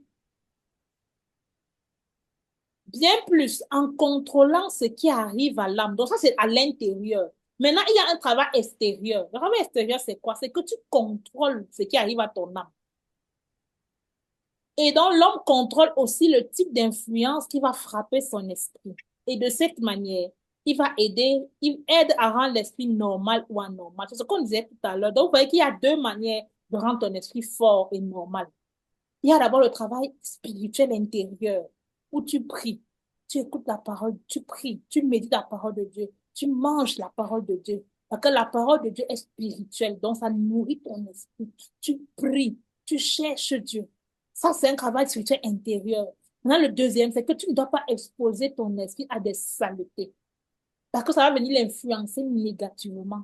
Tu exposes ton esprit aux choses aussi positives qui vont t'orienter vers Dieu. Donc, avec ce travail intérieur, ce travail extérieur, tu vas donc rendre ton esprit normal. Mais si tu fais le contraire, tu vas rendre ton esprit anormal, ça veut dire que ton esprit sera faible et il va être dominé par ton âme. Il va être dominé par tes émotions, dominé par tes pensées, dominé par tes ressentis, tes sentiments. Ça, c'est quand tu es malade en tant qu'enfant de Dieu. Tu ne dois pas être dominé par tes émotions, par tes sentiments, tes réflexions. Parce que la marche avec Dieu n'est pas la réflexion de l'homme. Tu es donc anormal. Qu'est-ce qui fait que tu es anormal? On va juste inverser. Ça veut dire quoi? Ça veut dire que tu ne lis pas assez la parole, tu ne la médites pas, tu ne passes pas du temps dans dans la prière et tu t'exposes à des mauvaises informations qui t'éloignent de Dieu. Tout à l'heure, je disais que même des informations qui ont l'air morales, mais que tu absorbes en abondance, vont finir par t'éloigner de Dieu parce qu'elles ne te rapprochent pas non plus de Dieu. Un esprit normal est celui qui a l'âme totalement sous contrôle, lui-même étant totalement sous le contrôle du Saint-Esprit. C'est ce qu'on a dit. Nous n'insisterons pas sur le contrôle de l'esprit, mais nous insistons sur le fait que les versets suivants, nous insistons sur le fait que les versets suivants des Écritures doivent être pris au sérieux.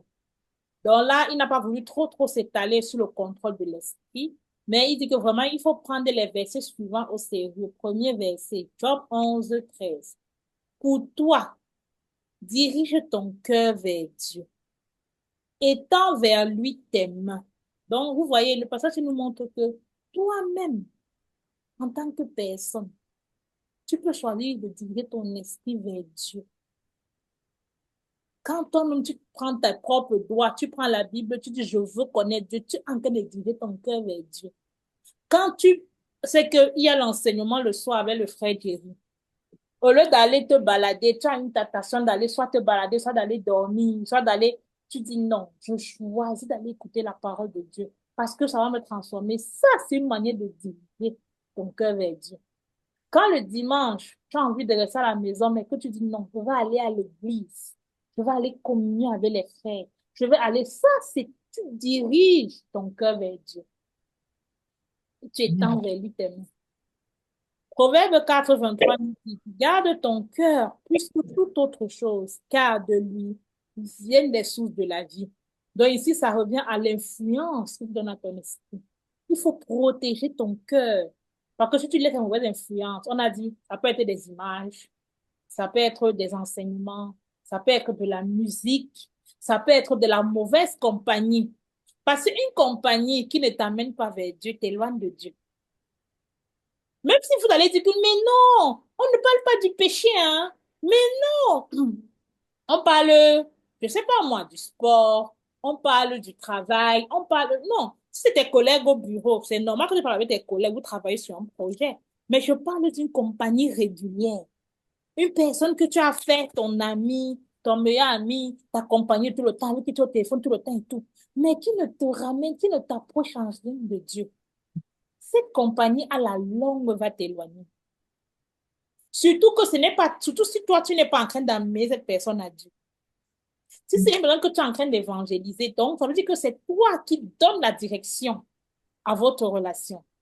Quand tu lui parles, tu es en train de lui parler du Seigneur Jésus, tu es en train de lui parler de l'évangile. OK. Mais si c'est juste une relation comme ça, sans but, sans objet comme ça, et que tu es tout le temps dans une trop grande proportionnalité, la relation va finir par t'éloigner de Dieu parce qu'elle ne t'approche pas. Et comme je vous ai dit, il n'y a pas de milieu spirituel. C'est pour ça que j'ai dit beaucoup. Parce que, par exemple, tu as des voisins.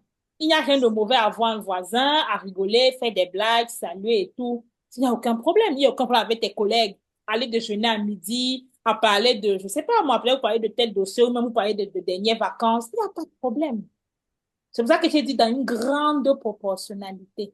Parce que tu vis quand même dans une société, tu ne vas pas vivre en aparté, en autarcie. Je crois que c'est ça. Mais comme j'ai dit, ça devient ta compagnie de tout le temps. Puisque c'est à ça maintenant que tu es en train d'exposer ton esprit. et que ça ne t'amène pas vers Dieu, ça va t'éloigner. Donc, la Bible nous dit ici, garde ton cœur plus que toute autre chose, parce que ta vie est déterminée par ton cœur. Nous ne pouvons pas vivre au-delà de ce que nous sommes à l'intérieur de notre cœur.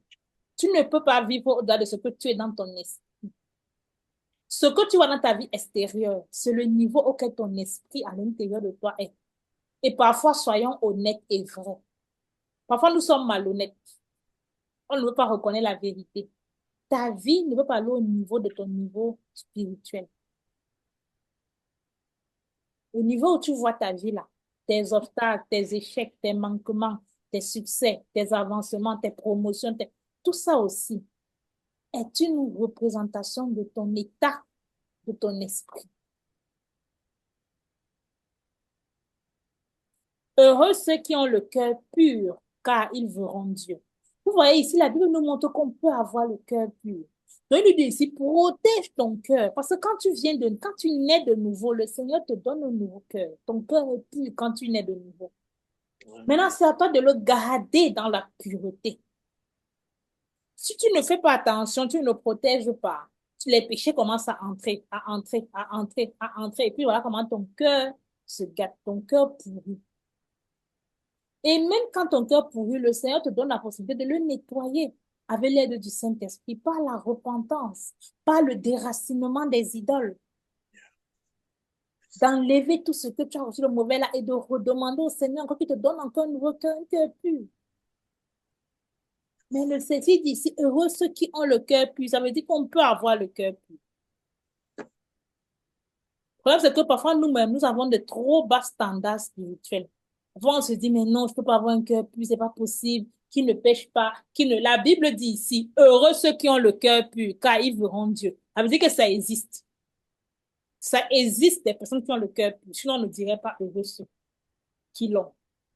Et pourquoi ça ne sera pas moi? Pourquoi ça ne sera pas toi qui sera parmi ces personnes-ci qui ont le cœur pur? C'est à ça que Dieu nous appelle. Parce que même de toute façon, si on n'a pas le cœur pur, même tu ne verras pas Dieu.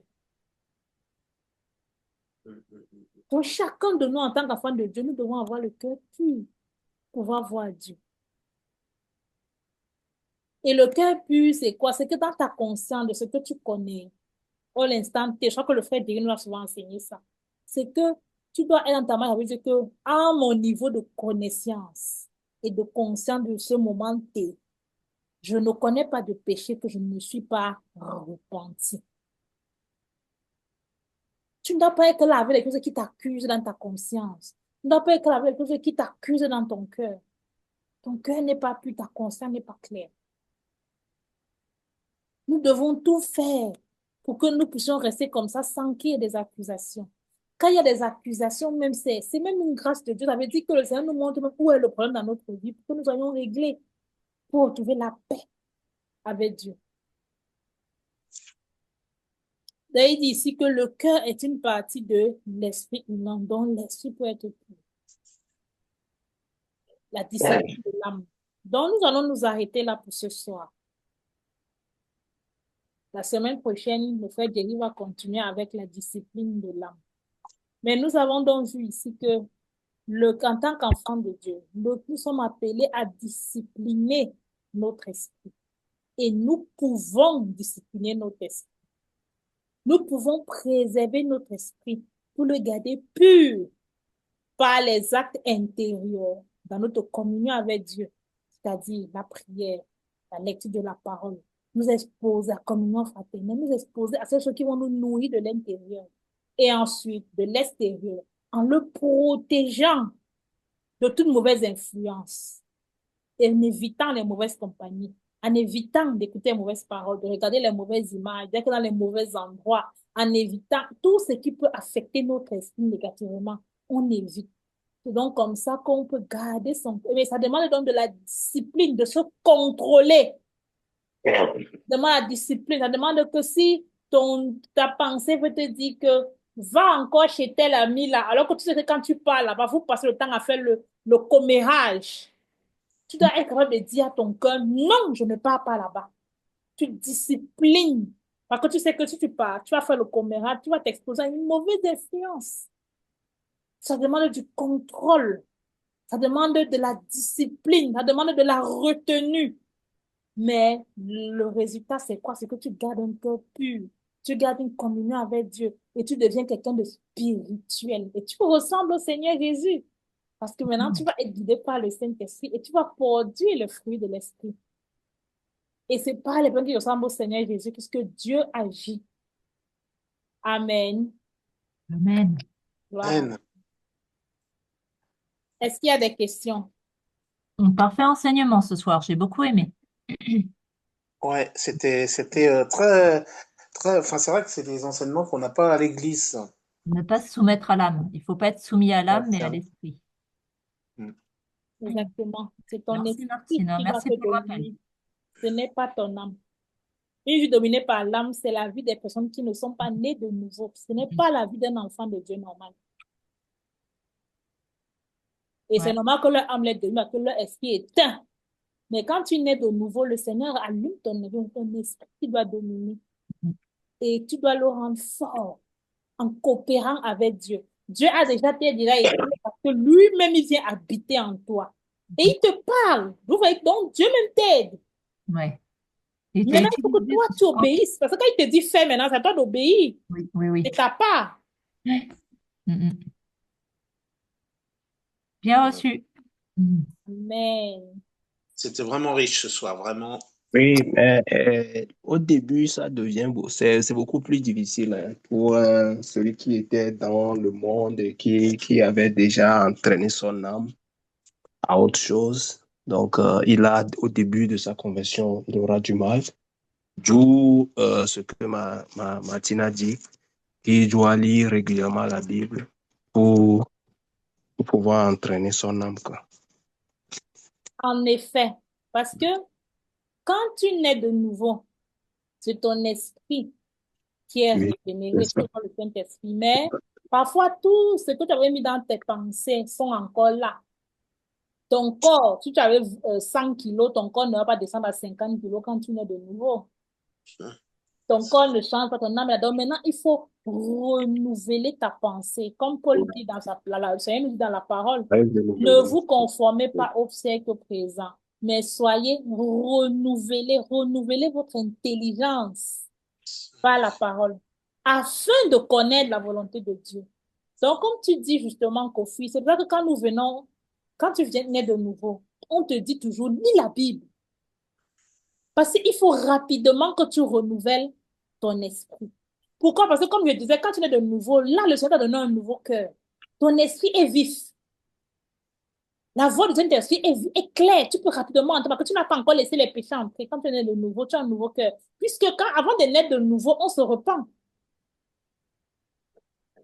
Quand tu te repens de tes péchés et que tu as reconnu que Jésus est mort à la croix pour toi, tu as reconnu qu'il est ressuscité avec toi, tu as reconnu qu'il est mort pour tes péchés et que c'est toi qui devais aller souffrir même là-bas à la croix parce que tu es un méchant pécheur, que c'est toi qui devais aller brûler en enfer et que tu le mérites et Dieu est juste. Mais Jésus t'a tellement aimé qu'il est venu dire, laissez-moi souffrir à la place de Kofi. Laissez-moi souffrir à la place de Martine. Non, laissez-moi souffrir à la place de Cédric. Non, frappez-moi à la place de Victoire. Quand tu as reconnu que mince, Jésus a fait ça, tu vas regretter. Il a fait ça pourquoi? Parce que tu as fait le mal. Tu n'avais jamais péché, Jésus n'aurait pas eu besoin de souffrir. Quand tu reconnais ça, tu vas demander pardon à Dieu pour tes péchés. Donc, quand tu te repens comme ça et que tu te reconnais que Jésus est ton seul sauveur, tu nais de nouveau, bim, le Seigneur te donne un nouveau cœur. Il est pur.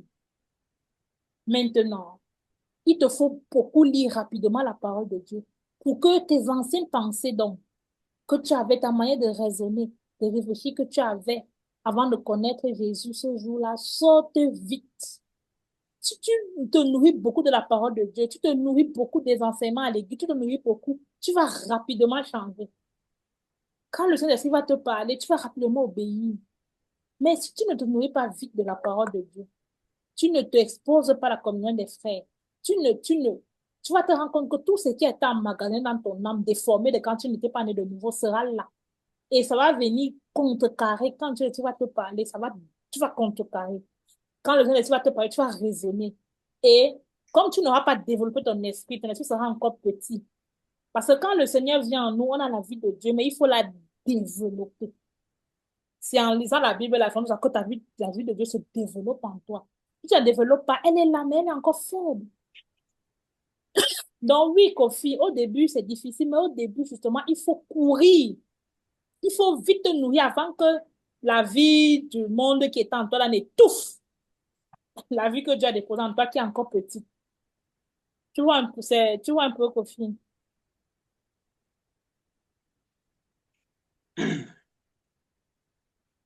Oui, oui, Voilà. C'est pour ça exactement. que dit la Bible n'est pas un luxe. C'est pas un luxe. Quand parfois on dit, moi je me rappelle quand j'ai donné ma vie au Seigneur, l'une des premières caractéristiques que je me souviens, c'est que j'avais une faim de lire la Bible. C'est même pas quelqu'un qui était derrière moi pour me dire, il faut que tu lises la Bible, il faut que non. Je voulais connaître Dieu. Je me rendais juste compte que j'allais à l'église depuis des années, mais je ne connaissais pas Dieu. Je ne lisais pas, on avait une grosse Bible à la maison, illustrée, je voulais souvent feuilleter, regarder, machin. Mais j'ai réalisé que ce que je ne comprenais rien. C'est moi qui commençais à aller, on avait une radio, on n'a jamais écouté la radio, j'écoutais beaucoup les radios mondaines. Quand j'ai donné ma vie à Jésus, quand j'ai vraiment fait cette prière de donner ma vie au Seigneur, je me suis repentie. J'ai commencé à vouloir écouter la parole de Dieu. C'est une faim qui est venue de mon intérieur. On n'a même pas eu à être là derrière moi. Oh, tu as lu ta Bible, oh, tu as... C'est une des manifestations même naturelles quand tu nais de nous. Il y a une faim de Dieu qui naît. Mais si tu ne la nourris pas, elle va mourir. Si tu la nourris, elle va grandir. Et quand tu vas donc commencer à lire la Bible, tu vas découvrir tellement de choses. Ça sera tellement passionnant que... Donc, vraiment, chacun de nous, lisons la parole de Dieu. Nourrissons-nous pour que notre esprit soit fort et puisse dominer notre âme et que nous puissions écouter, obéir au Saint-Esprit. Amen. Est-ce que quelqu'un d'autre a une autre question ou une remarque ou un commentaire? Sentez-vous libre. Ouais. Si c'est bon, on va passer à la prière.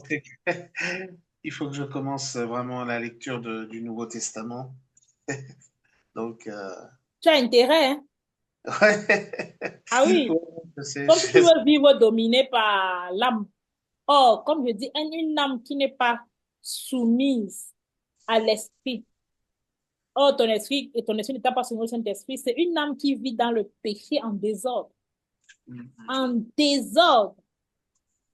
Une vie dominée par l'âme, c'est une vie de la chair. C'est une vie de péché. Et quelqu'un qui vit dans le péché ne peut pas en même temps avoir le péché et dans la communion avec Dieu, c'est impossible. Les deux s'excluent. Ok. Donc, c'est pour ça que j'ai dit tout à l'heure, qu'est-ce que tu veux vraiment dans ton cœur? Quel est le vrai soupir de ton cœur? Si le vrai soupir de ton cœur, c'est de connaître Dieu, tu vas aller. Mais si tu as d'autres soupirs, Cédric, tu vas aller vers... Assieds-toi seulement, regarde qu'est-ce que tu fais vraiment, tu connaîtras les vrais soupirs de ton cœur. Mm.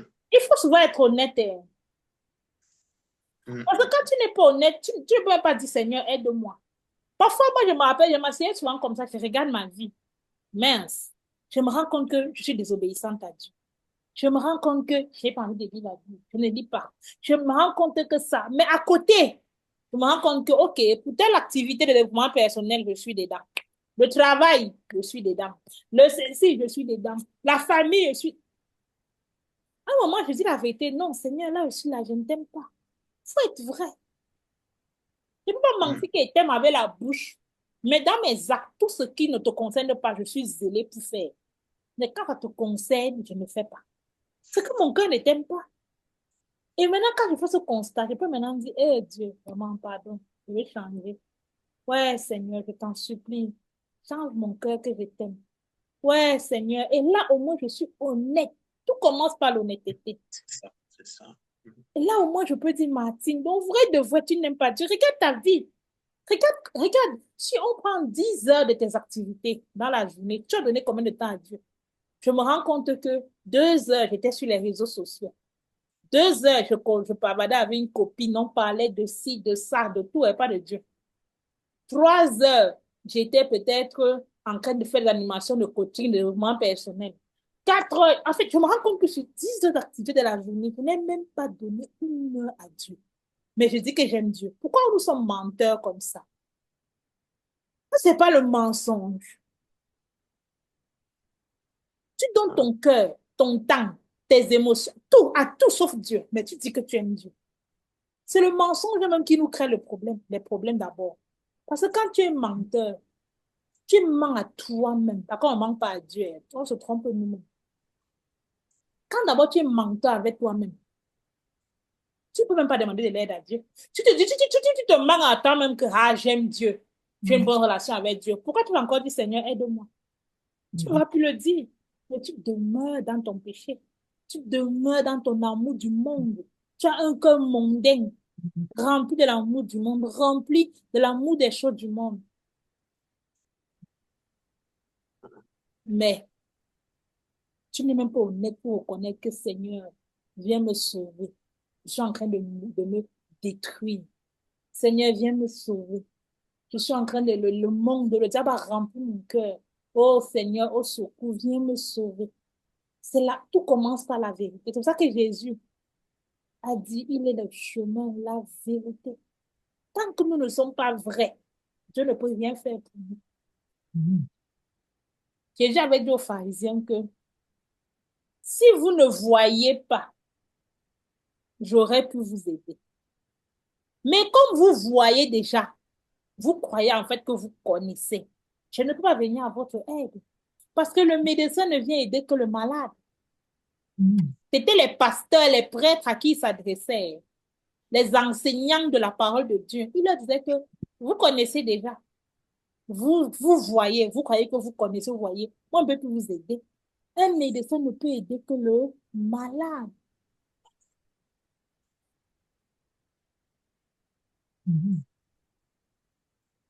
Tu n'es pas capable de faire ton propre diagnostic et dire, Seigneur, je ne t'aime pas. Seigneur, je me rends compte que j'aime le péché. Seigneur, je me rends compte que j'aime l'argent plus que toi. Seigneur, je me rends compte que je suis immorale. Je convoite les filles. Seigneur, je me rends compte que j'aime la gloire du monde. Mais si tu ne peux pas commencer à reconnaître que tu es malade, comment le Seigneur pourra te guérir? Parce que c'est en reconnaissant même que tu es malade que tu pourras même chercher la guérison. Et que tu vas te rendre compte que, mince, pour que Dieu agisse, il faut même que j'aille même lire la Bible. Parce que c'est là-bas même qu'il va le rencontrer. Parce que le premier canal que Dieu utilise pour agir, c'est sa parole. Si nous ne nous regardons pas dans la vérité pour voir notre laideur, notre saleté, notre noirceur, les déchets dans lesquels nous nous vautrons, le Seigneur ne pourra même pas nous purifier. Commençons par la vérité. Même si ça fait mal, ce n'est pas ton propre péché, ça te fait mal, c'est le péché de quelqu'un d'autre. Affronte, affrontons. Je vous dis ce que moi-même j'ai appris à ma vie. Affronte. Seigneur, mon cœur est méchant. Parfois, j'ai gardé la rancune dans le cœur. Je refuse de pardonner. Mais il faut reconnaître, Seigneur, je suis méchante. C'est mon cœur refuse de pardonner. J'ai la haine. Oh Dieu, mais je sais que ta parole dit que je dois pardonner. Mais je ne veux même pas. Je t'en supplie, viens à mon aide. Viens à mon aide et je vais crier et je vais supplier. Viens changer mon cœur. Mais je dois reconnaître mon péché. Je dois reconnaître mon péché. Je dois reconnaître mon état malheureux pour que Dieu puisse commencer à me sauver. Tant que c'est quelqu'un qui vient te dire, ça ne va jamais te changer. Jusqu'au jour que toi-même, tu vas reconnaître devant Dieu. C'est là que tu vas voir ce qui tu es, tu vas pleurer et tu vas vraiment demander la guérison si tu veux. Parce que tu ne veux pas la guérison, tu peux gagner tes péchés à en enfer. Chacun choisit. Chacun choisit. Mais moi, je veux être, pardon, je veux la vie éternelle. Je veux avoir un cœur pur. Je veux garder mon cœur. Je veux avoir la communion avec Dieu. Qu'est-ce que toi tu choisis? En fonction de ce que tu choisis vraiment, tu vas poser les actes. Hmm? Et personne ne peut choisir pour personne. C'est ça la parole. La relation avec Dieu est individuelle. On peut t'aimer fatigué, mais on ne peut pas choisir pour toi, ni faire pour toi. Amen. Amen. Ok, nous allons élever quelques sujets de prière sur la discipline de l'esprit. Prions. Je n'ai pas rédigé, vraiment, pardonnez-moi. Mais on va prier en fonction de ce qu'on a lu. Donc, je vais rédiger les sujets, je vais vous envoyer. Prions que le Seigneur nous accorde ouvre nos yeux pour que nous réalisions que un vrai enfant de Dieu doit être contrôlé par l'esprit, doit vivre son esprit qui doit dominer, ce n'est pas son âme. C'est la vraie vie d'un enfant de Dieu à laquelle Dieu nous appelle. Prions qu'on réalise cela, qu'un enfant de Dieu qui est dominé par la chair, par son âme, c'est une anomalie, c'est une vie de péché, ce n'est pas correct. Ce n'est pas ce que Dieu veut. Ce que Dieu veut, c'est que l'esprit contrôle l'âme et l'âme contrôle le corps. Et que l'esprit soit soumis au Saint-Esprit. Prions que le Seigneur ouvre vraiment nos yeux. Que nous puissions comprendre cela, réaliser cela.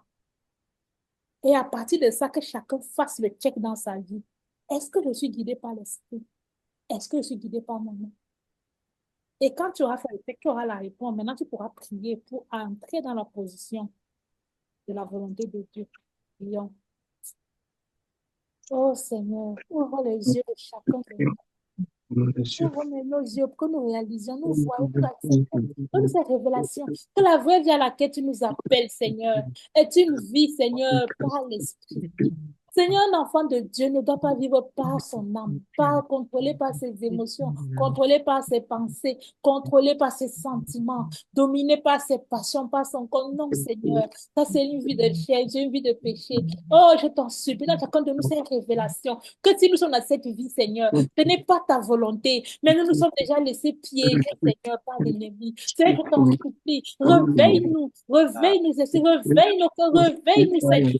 Ouvre nos yeux pour que nous voyions cela, Seigneur, et que nous nous révoltions contre toute vie qui n'est pas la vie de Dieu, contre toute vie qui n'est pas la volonté de Dieu, contre une vie charnelle, une vie de péché qui n'est pas la volonté de Dieu, Seigneur, et que nous puissions venir à toi, oh Dieu, déjà amener cette vie-là, Seigneur, cette vie normale, cet esprit qui est soumis notre esprit et qui domine notre âme, et que notre âme domine notre corps. Oh, je t'en supplie, Seigneur, fais dans la vie de chacun de nous. Au nom de Jésus-Christ. Amen. Amen. Amen. Amen. Prions pour que nous coopérions. Déjà, prions pour que nous acceptons et remercions même d'abord le Seigneur qui nous discipline. Remercions le Seigneur qui lui-même nous donne sa discipline. D'abord, en se donnant lui-même à nous par son Saint-Esprit. Et parce qu'il nous discipline par l'expiation de la vie, par même certaines épreuves par lesquelles nous passons. C'est Dieu qui veut nous ramener sur le bon chemin parce que nous sommes souvent têtus et rebelles. Mais c'est un marque d'amour. Par sa parole, par les enseignements comme ça, remercions le Seigneur parce que lui, Dieu, il est à l'œuvre et il travaille pour discipliner chacun d'entre nous. Prions. Oh Père, nous te disons merci parce que tu es à l'œuvre. Tu nous as même donné ton Saint-Esprit. Seigneur, tout est donné à toi, à toi-même, à chacun de nous, pour venir habiter à l'intérieur de notre esprit, pour pouvoir nous discipliner, Seigneur, pour que nous puissions connaître ta volonté, vivre par ta volonté, vivre par ton esprit.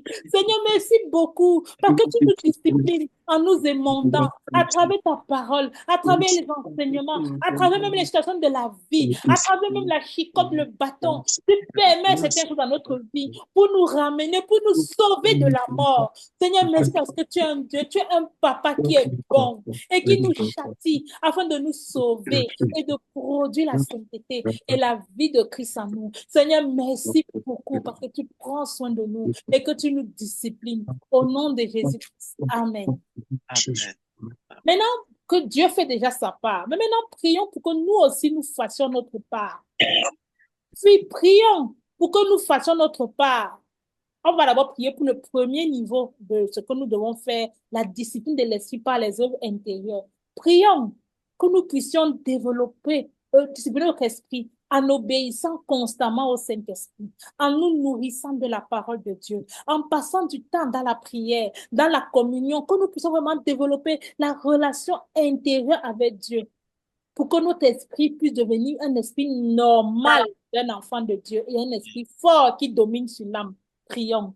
Ora bakaka kora Oh Seigneur, Oh je Seigneur, je supplie, prie pour que moi aussi je fasse ma part. Donne à chacun de nous de faire notre part, de nous discipliner nous-mêmes, de nous discipliner notre esprit, Seigneur, en obéissant de manière régulière, de manière constante au Saint-Esprit, lorsqu'il nous parle, lorsqu'il nous avertit, lorsqu'il nous donne de l'instruction que nous obéissons. Je prie aussi pour que nous nourrissions ta parole, que nous nourrissions de ta parole pour nourrir notre esprit, pour faire grandir ta vie en nous, Seigneur, que nous puissions écouter tes enseignements, que nous puissions nous connecter sur tes enseignements et écouter ta parole. Oh Dieu, donne-nous de développer l'esprit de l'esprit en nous nourrissant devant notre communion personnelle avec toi. Oh, fais-le, donne à chacun de nous ici connectés de le faire. Je t'en supplie, Seigneur, au nom de Jésus-Christ. Amen.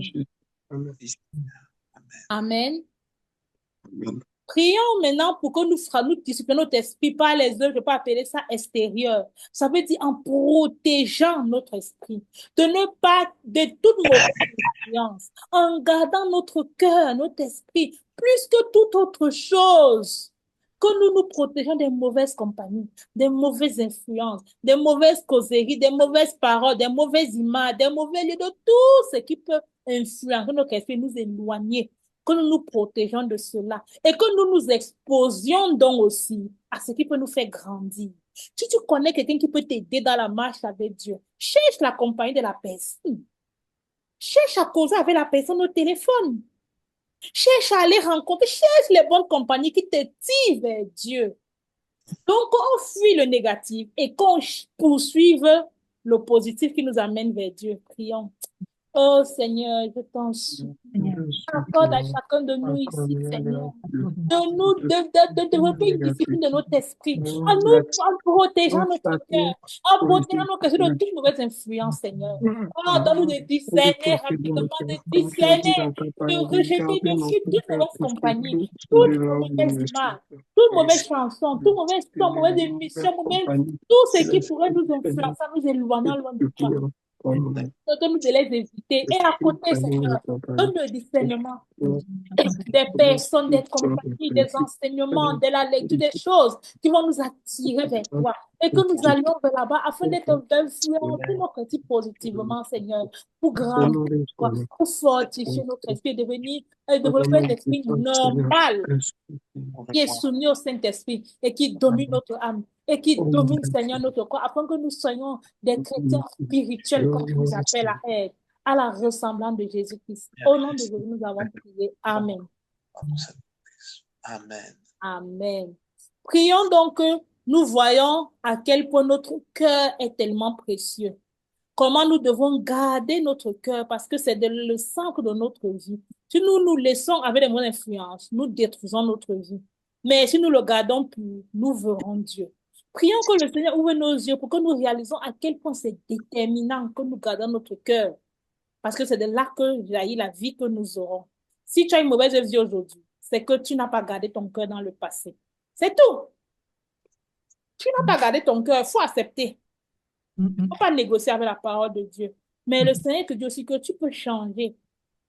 Et si aujourd'hui tu travailles à avoir un cœur pur, ta vie aussi va manifester les fruits d'un cœur pur. Donc, prions que le Seigneur nous donne de réaliser cette vérité et de l'accepter, même quand ça fait mal.